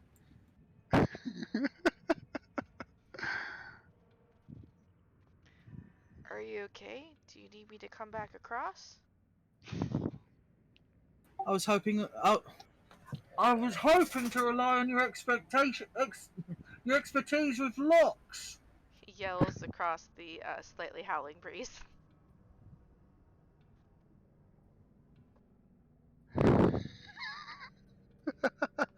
I have my own key. However, he does hold the sword and brandish it. From somewhere, Arthur sneezes. Ah, we share keys. Oh, yes, right. Okay, give me just a second. He fumbles with the rope a little, taking it in his hands as he starts to make his way across. And as long as you're utilizing the rope and combat crawling, you won't have to make a check like like Draken did, since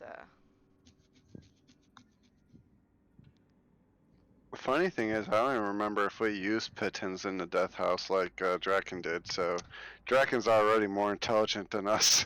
I don't think you guys used Pittons. I My, don't my have 10 any. in intelligence would probably say otherwise. What are you I would talking about? I have an independently- intelligence of. Actually, I have a decent intelligence 12. Oh Wow. yeah, you did do the bleeding stairwells, didn't you? Oof. Oh, Oh, yeah. also, just FYI for you, Sibes, according to Amazon, um, your delivery is about 7 stops away. So listen for a knock.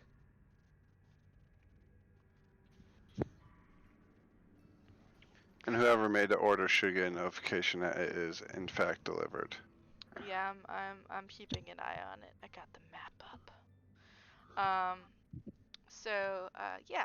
Anyway, so you make your way out onto the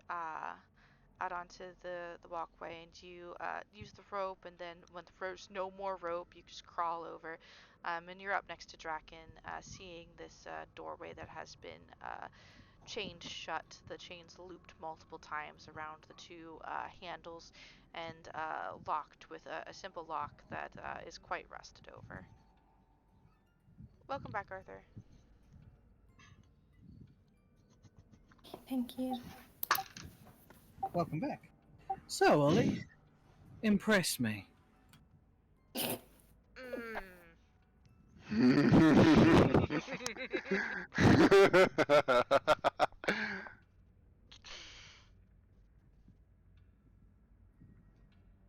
How do I net 20 that?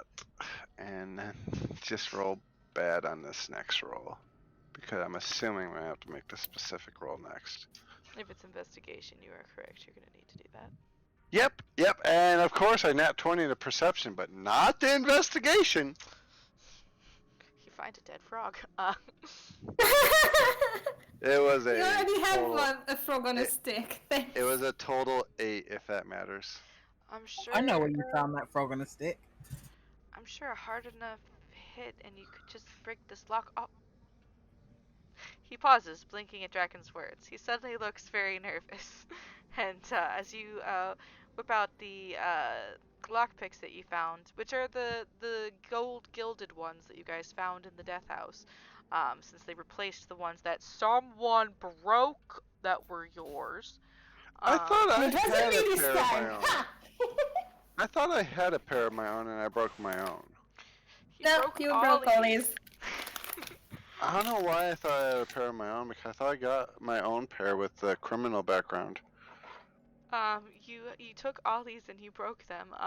But anyway, I think I must have broke 2 unless I'm wrong about the criminal background. Anyways. I also thought you broke 2, but I remember the one for sure. No, Ollie says you remembered that you had your own one of your own after.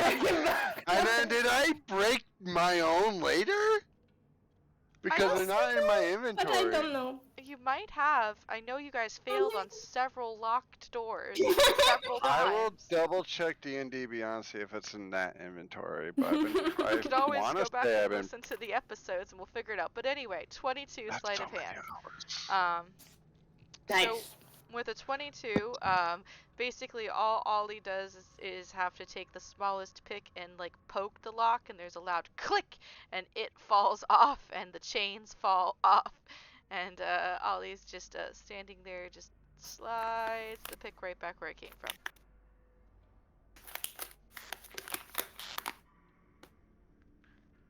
Someone spent a lot of time making sure no one could get into this. Well, a long time ago at least. Also, I was mistaken. I do have rope. I just never put it in roll 20. And no, I don't have lockpicks or thieves' tools in my inventory. So let me update my roll 20 sheet. All right, very very gently, Ali. You get gently guided into the room by the back of your neck. What? What? Good work. Good work. Pat, pat, pat, pat.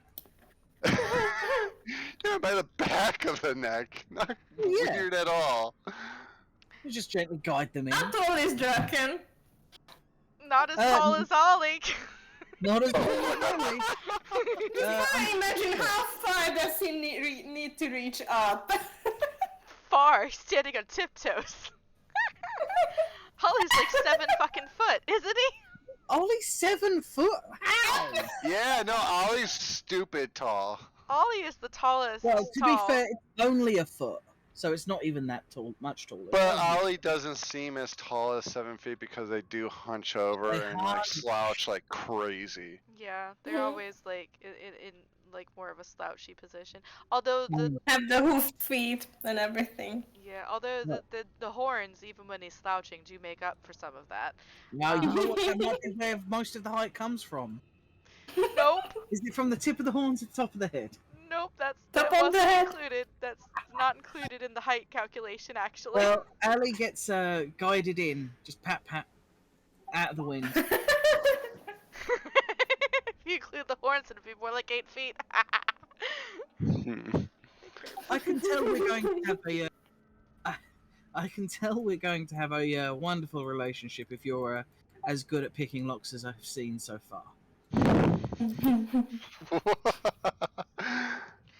Alright, so you enter the tower room. It's quieter in here.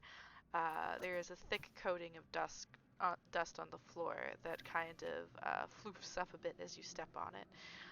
There are also a couple of dried leaves scattered around the bottom of the spiraling staircase that spirals up to what looks like a hatch in the roof of the tower.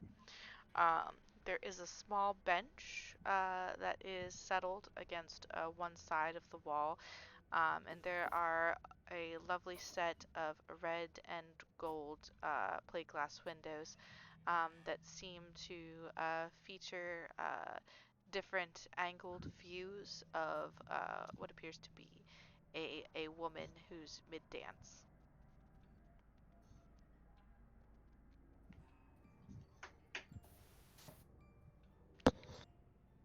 All right. Draken looks up the. I take it the staircase goes up, not down. Staircase goes up No, all right. to a hatch that is currently closed in the roof. And I will point out, Ollie says, "Are you a criminal?" Are you a criminal? He seems concerned. Depends who you ask, though I'd argue you can only be a criminal if you've been caught committing a crime. Extra concern! But he's still gonna follow Draken and explore. So go ahead and roll investigation checks for me. While you guys are doing that, we're course. gonna do a quick switch back over to people on the second floor. You guys just Oh, Nick. And Ollie. Ollie's rolled Ollie's shit too in there. concerned about all of the questionable things that he's doing. Oh gosh, yes. Lupin the third over here. That's I awesome. must have missed something when I was updating shit. I wish I could focus on things and type at the same time. Nope. So we're switching back over to the second floor crew for a second here. A little girl is snoring up a storm in her pillow fort. Arthur, Gon, are you guys settled down for the night, or were you just like watching her until she fell asleep, or what's going on there? Well, I've moved into the other room, and I am sleeping in Ollie's bed. Alright, Gon, you're conked out for the night then, or rather, forever long you want to be conked out for. Arthur, you sleepy by, or are you watching her? Watching over her, at least for a while. Okie dokie. Making sure she can rest, she doesn't have a nightmare or something. That's fair. Alright, so... Considering the day we had. Alright. Well, you hear at some point come up the stairs the maid, and she's got a little plate of chocolate chip cookies, and she kind of peers into the room and sees the pillow fort and is like,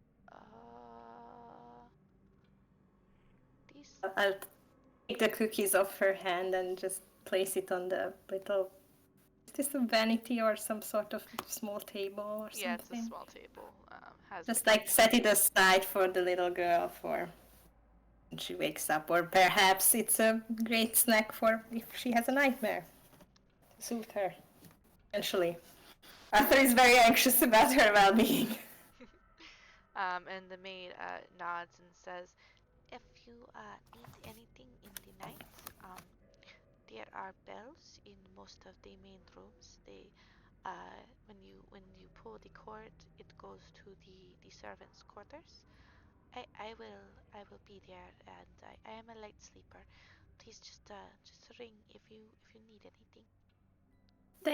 Thank you very much. You're welcome."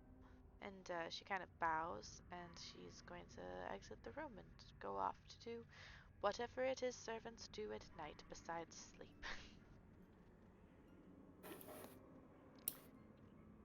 Alright, so you've got a plate of chocolate chip cookies and at least a couple hours of watch over you, unless Attic Crew decides to take over. So let's switch back to that.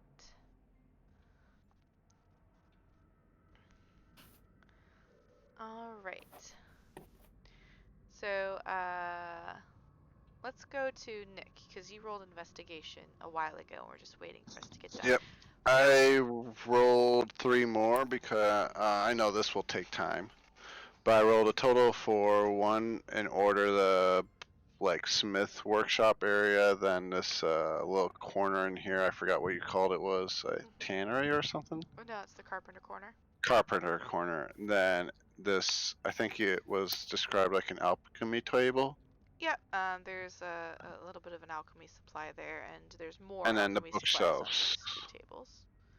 Oh, this is alchemy supplies and bookshelves. Yep, so this is more like paperwork and where all the jars and vials are, and this is like the actual workstation where when you're going to make something and you don't Okay. want to contaminate it, you go to. Do you, all 4 of those spots need investigations? No, it's usually just 1 check for the whole room. Oh, okay. Because I rolled for all 4 spots. No, just 1 for the whole room. What was the first one? 8. That's the one I typed out. I typed out the other 3, but I'll delete them. Yeah, sorry. So you take a look around the room. You don't find anything that particularly piques your interest. Certainly nothing that looks like it's from the time of the heroes that you've been speaking about, except for maybe some of the blacksmithing tools. Some of them look old. This anvil especially probably has been here for a while. Welcome back, Sives. Um, there's a couple books on the table, but they appear to be all about herbology, with no references to any specific ingredients for anything, just like lists of what these plants are and where they can be found, that kind of thing. There's several jars of items, so you're not entirely sure with a 9 what they are, but you could probably do a nature check on them if you wanted to investigate them a little bit further in particular. Um, you don't find any finished potions or poultices to be of use to you. It looks like just like a bunch of ingredients. And the carpentry table has a half-finished chair that's being repaired. Okay, I'll take a look at those potions and more so ingredients and potions. There's no actual potions, it's just jars of ingredients. So if you want to roll a nature check, you can see what they are. Yep, and I rolled a 12. Alrighty, so with a 12, it looks like a majority of them are dried herbs, although you think this one might be the skin from a lizard that's been like powdered up because it has a weird smell to it. You recognize vaguely a few of them for reasons related to your profession probably, but they're like very small quantities of it. Would I be able to recognize the effect of any of these ingredients? Specifically, you see 1 small jar that has powdered nightshade in it. Ah, okay. Is there enough to get the desired effect, or more so just kind of knock somebody out? So with your I don't know.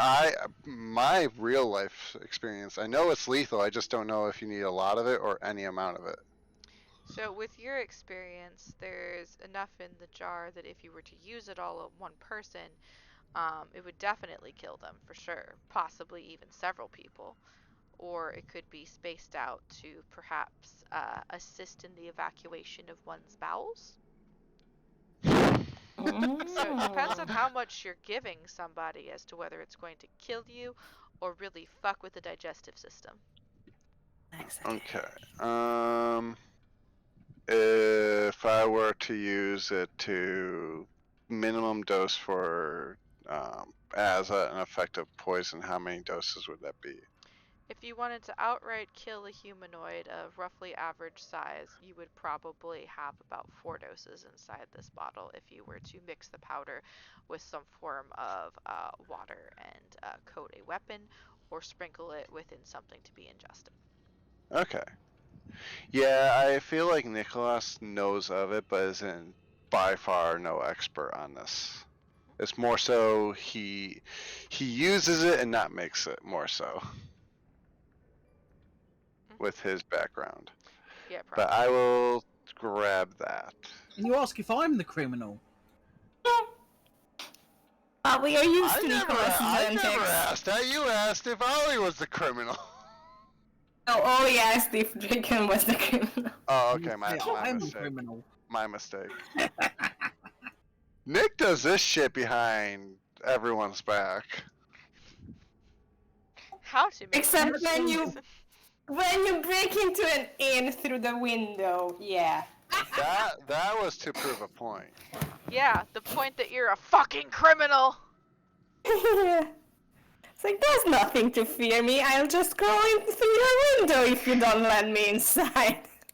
Not that. Sir, Deny me Romeo. entrance? How dare you? I'm going through your window. This is a tavern. It was a tavern, to be fair. It was a tavern. That's what I It mean. just didn't like our face because it's furry. Yeah. Yeah. You can Google it and alert the FBI. How much nightshade will kill somebody? But anyway, yeah, that's all you discover inside that workroom. This is why I don't Google things. Certain things. And switching back over to Ollie and Draken real quick. What do my elven eyes see? Sorry, what was that? What do my elven eyes see? So, Ollie's tiefling eyes see nothing but dust and panic because you've just broken into a tower in the old man's house, and he pretty much told you you could go anywhere you wanted, but this place was locked. Maybe you weren't supposed to go in here, and he was such a nice guy. Oh man. But Draken, with a 16, you see that the hatch does not appear to be locked, at least not from this side. You could probably get in there. You notice that this place is covered in dust. Nobody has been in here for an extremely long time.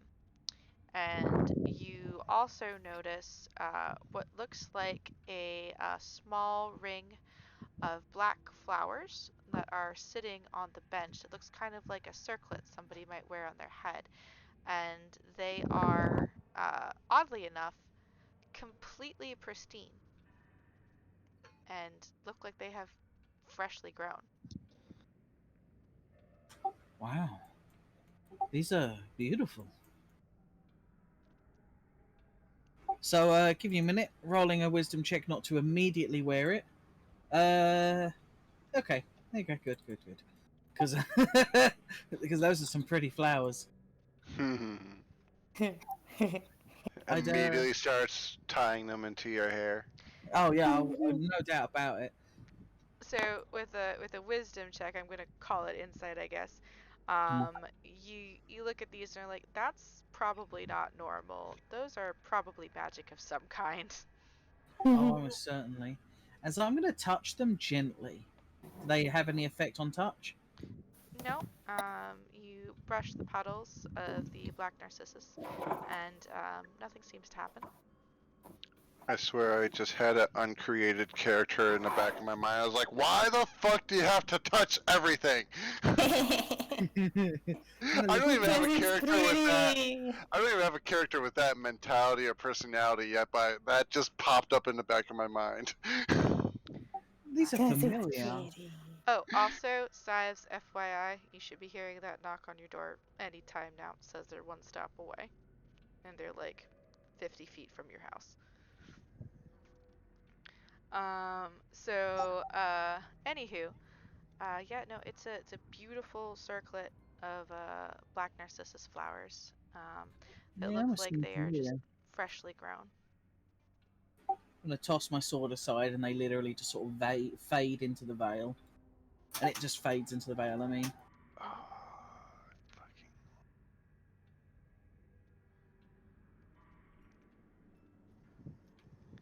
is that so? As I turn around and I delicately put the the circlet of flowers on top of Ali's head. All right. I don't think they said that out loud. Well, we're gonna wait till they get back to say what happens there then. So why don't we all take a quick little break until Ollie gets back from their door. One thing you'll learn about Draken, they're a very suspicious person. I have a feeling that the only one that is not going to get this kind of behavior from Draken is Nicholas. Oh man, Uh, that's because Nicholas look, insulted he'll them. probably fight back. He'll fight back, so he has no interest in starting a fight. But the rest of you seem pretty naive, so you know what? This works. Nicholas is a definition of grumpy cat, and if like you pet it, he'll scratch you. Look, if I turn on you in any way, I'm going to make sure you can't fight back. Forgive me. But like, just like with Ollie, once in a blue moon, you'll get that random act of kindness, and you'd be like, "What are you up to?" Just like a real grumpy cat.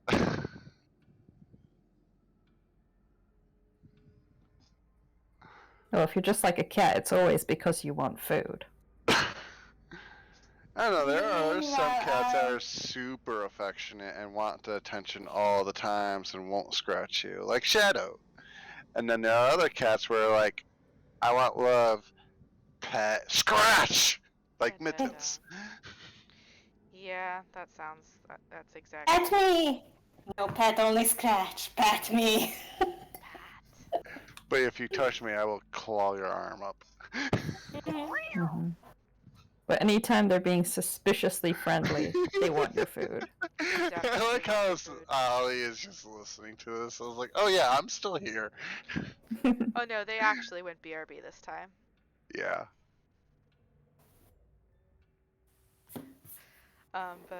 Yeah, we'll wait till they get back to resolve that. So just take a You're quick very sec. cool.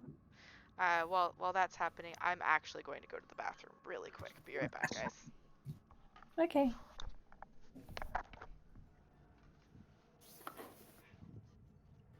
I'm not sure I told you what I'm playing specifically. I have a strong suspicion as to what it is. Yeah, it's not that hard to tell. Yep, I think you Hexblade. might have. Yeah. I love Warlocks so much. And Mhm. yet I've like barely played a multi-class Warlock so far in my experience. Oh man.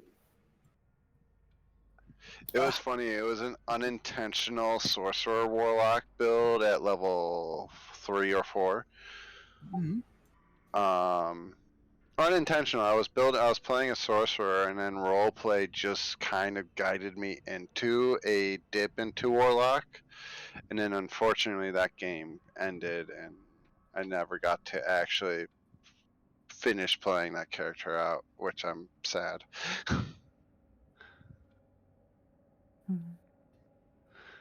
Actually, the same thing with me. I had a paladin who was like the game ended right as I decided I was going to dip into warlock. Is this some kind of curse? Should we be worried? If you multi-class into Warlock, the campaign will end. Oh no. I was actually going to join this campaign with a multi-classed paladin fiend warlock. Mommy? Daddy? Oh. But Yay. Of course the Warlock patron is Daddy, and Paladin deity is Mommy. It could just as easily be switched. That said, the character in question was only paladin because that was the closest thing that fit. They didn't really have an origin of being in a holy temple or anything. Mm-hmm.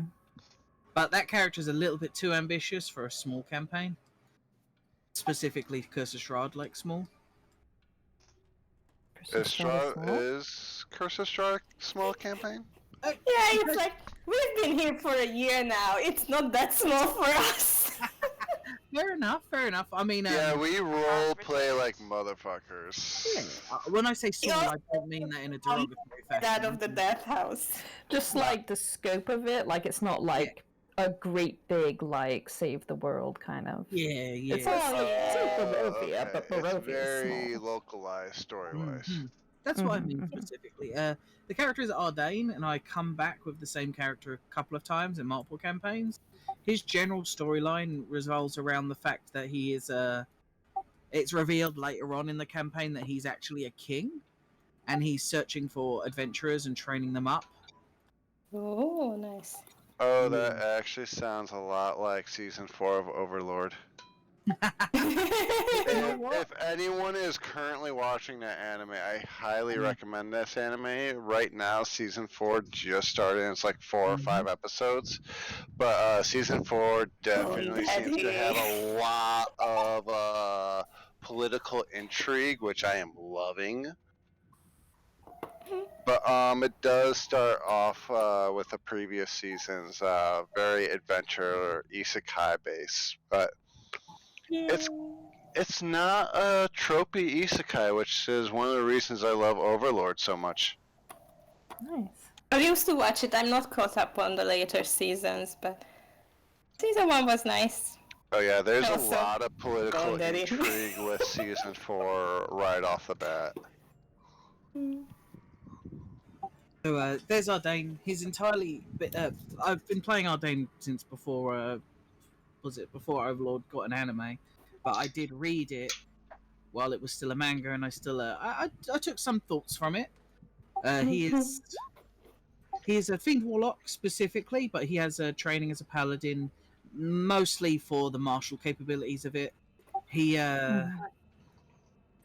He's usually found in his old man form, where he's going around training adventurers, searching for good aligned adventurers. He's evil, but he's going around looking for good aligned adventurers to train to eventually take them to his kingdom so that they can kill him. That's creepy. Interesting. I like it. Ollie's back. In his younger form, he's not he's just a thief. I just saw what the heck from Ali. What the heck? Yeah, that is quite a lot to come back to. Yeah. Sorry, go ahead.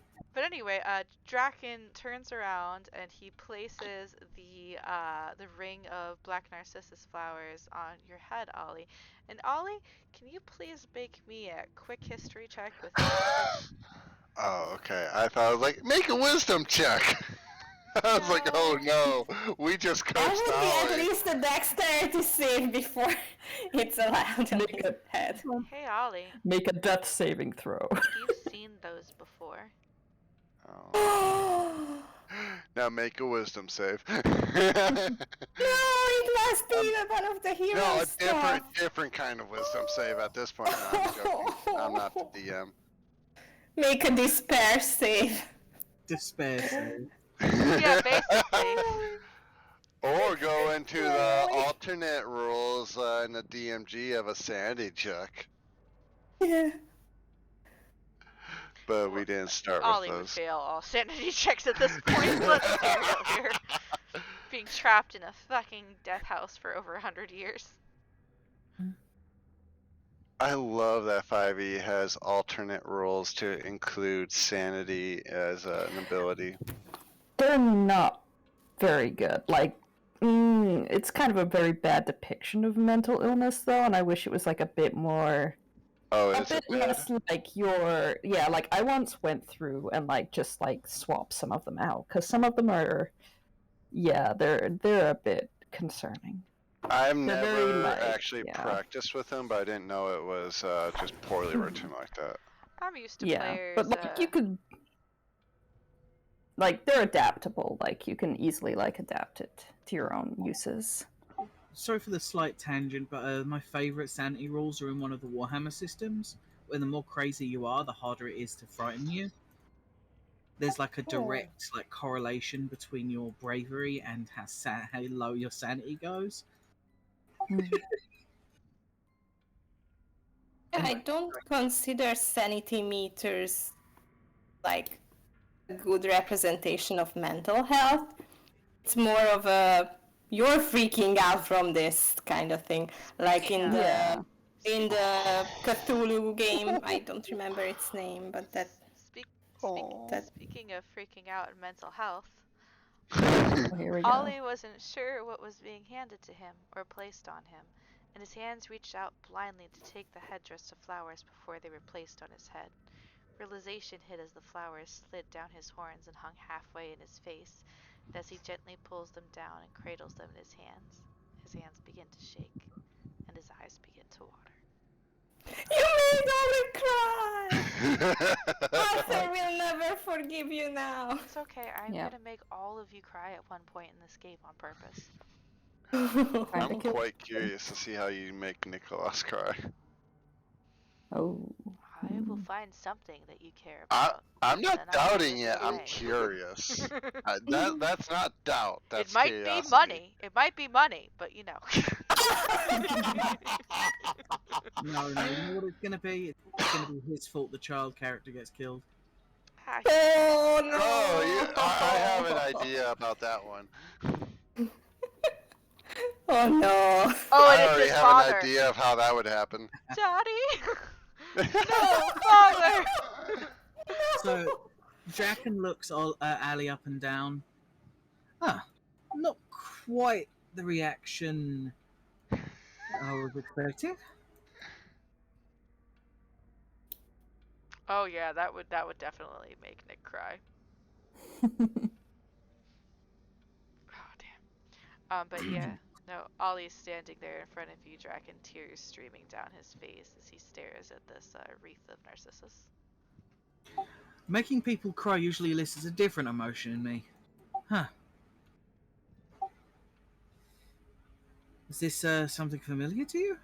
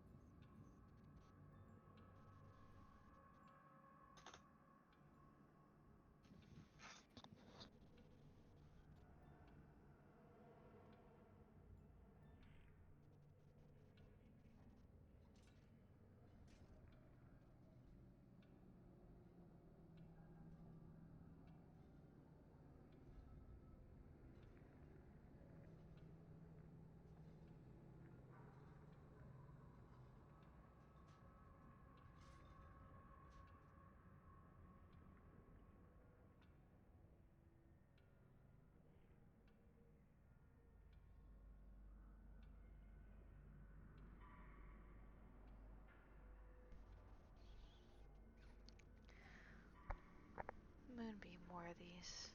Ollie chokes out, sniffing quietly as he cradles the wreath close to his chest, his other hand reaching up to swipe the tears away from his eyes, which proceed to freeze and clatter to the ground with the action. Kin. They must have spent some time here.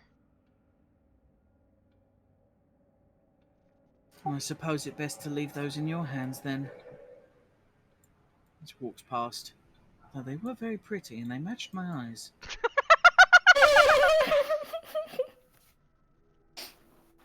Oh boy. So I'm sure you probably want to like turn to another party, as I'm going to climb the stairs and go through the trapdoor. We're asleep. We Yeah. literally have nothing to do. So Gon and Arthur are asleep. It's going to take yeah. some time for Nicholas to complete the investigation that resulted in him basically finding nothing but Nightshade. You're going to go up the staircase? You'll find that it's a bit off and on, Draken's interest in Ali's past. There's points where they've been listening very intently, but then as soon as you burst out crying, he wants to be out of the situation as quickly as possible. We're all Knowing my luck. he's not having the most sympathetic audience. If only it He's was being Arthur, down. he'd get all the hugs then. Yeah. I don't know if you saw this earlier, but I also just DM'd you again in Discord. Oh, did There's say that I earlier. DM'd you earlier, like almost an hour ago, and just now. Okay. Like I said an hour ago, DM. I Okay. don't think the thing happened, but just in case. Okay. Knowing my luck, they'll end up destroyed the longer they stay around me, Ollie murmurs softly, lifting the headdress to fit it around his horns so it sits comfortably on his own head. He'll follow Draken again after. Don't look No. at my shame! Don't look at me. Don't fucking look at me. I'm going to summon my sword. Alright. So, you go up the staircase and you're gonna open the door? Yeah, but not with my hands. I'm going to use the tip of my sword to push it open. Alrighty. So, let's see here. Yeah, that's good.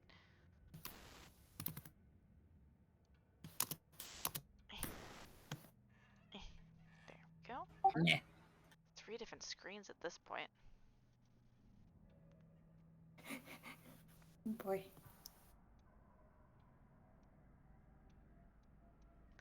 Alrighty, so you use the tip of your sword to push open the hatch that is up there, and go ahead and roll perception for me.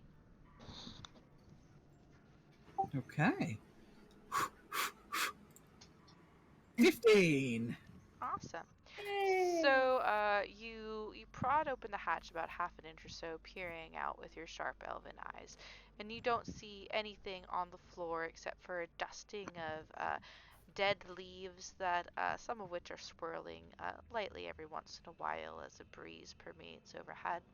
There's a slight reddish glow to the room itself, and as you inch the hatch open just slightly more to peer about, you notice it is from the stained glass windows that are here in the room, just like they had been downstairs.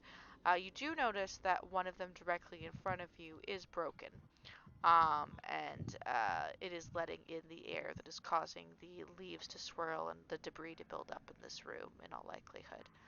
You also hear what sounds like a small keening, and as you turn your head and look up, you notice that the entirety of the roof of this particular room is loaded with bats.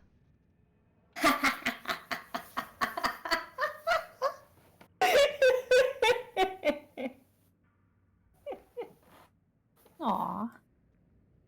Okay. I'm going to put my finger to my lips as I look down. Sorry, Pardon? go on. Sorry, go on. Sorry. I put my finger to my lips and then look down at Ollie. And start to creep up. I'll try and be stealthy. Would you allow me a stealth check? Yes, please.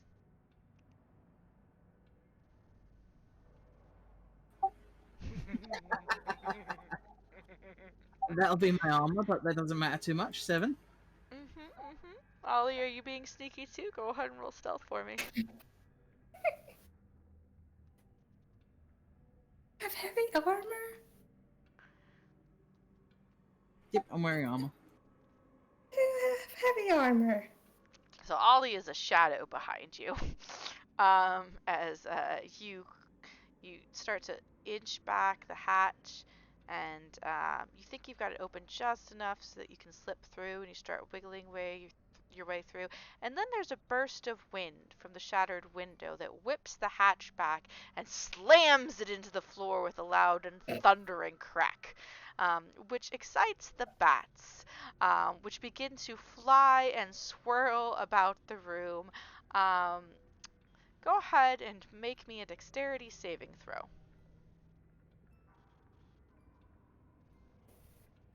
Oh, definitely. Fingers crossed. 10. So as a literal horde of bats begins swirling and dive bombing all around you, Ollie, a couple of them escape in a mad panic down the staircase, whipping past your head. You see that there's actually a rather large one that detaches from the ceiling.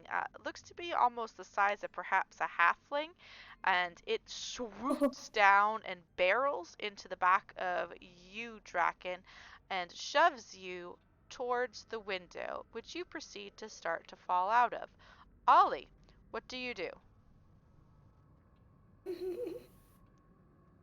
Hi, Kraken. Bye-bye. It was nice knowing you. However briefly. Was it really? Oh, well. Oh, he was the coolest person Arthur has ever met. That's true, but he did make Ollie cry, which is an unforgivable act. No one will True, know. but Arthur doesn't know about it. Not even Nick. Ollie's gonna try to grab Draken and pull him back, if not, at least keep him from falling. Okie dokie, Draken, go ahead and make your next dexterity save with advantage as Ollie lunges forward and grabs your hand. If you roll a nat 1, you're both going out the goddamn window. Hilarious. Alright. I'd have to roll 2 nat ones, but understandable. 18. Good thing that was with advantage.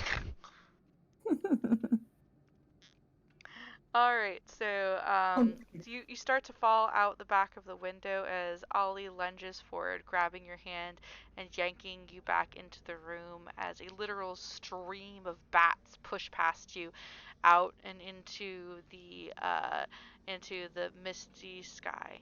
And as you peer out the window at the spiraling scrawl of bats that wind away into the misty evening, you notice that there is a little bit of light now, and it is from the shape of the rising moon as it flows over top of the misty moors of Barovia, and highlighted upon that moon is the swirling concave of bats that flap off into the distance, and the tall spire of a dark castle. And that's where we're going to end the session for the day. Oh, you're never going to get to sleep properly. I was hoping that I'd have a little bit of time to finish scoping out the attic, Okay. like this room, primarily. Hold on, let me get over back to the other map. I apologize. I hope you guys don't mind, but I do have to withdraw. Thank you for the very lovely session. And thank you for nearly pushing me out of a window. And thank you, Roland, for saving me from that window. Excellent. Take care, everybody. Thank you for the session. Toodles. Bye. Okay, bye. See you in 2 Bye-bye. weeks. See you. Oh.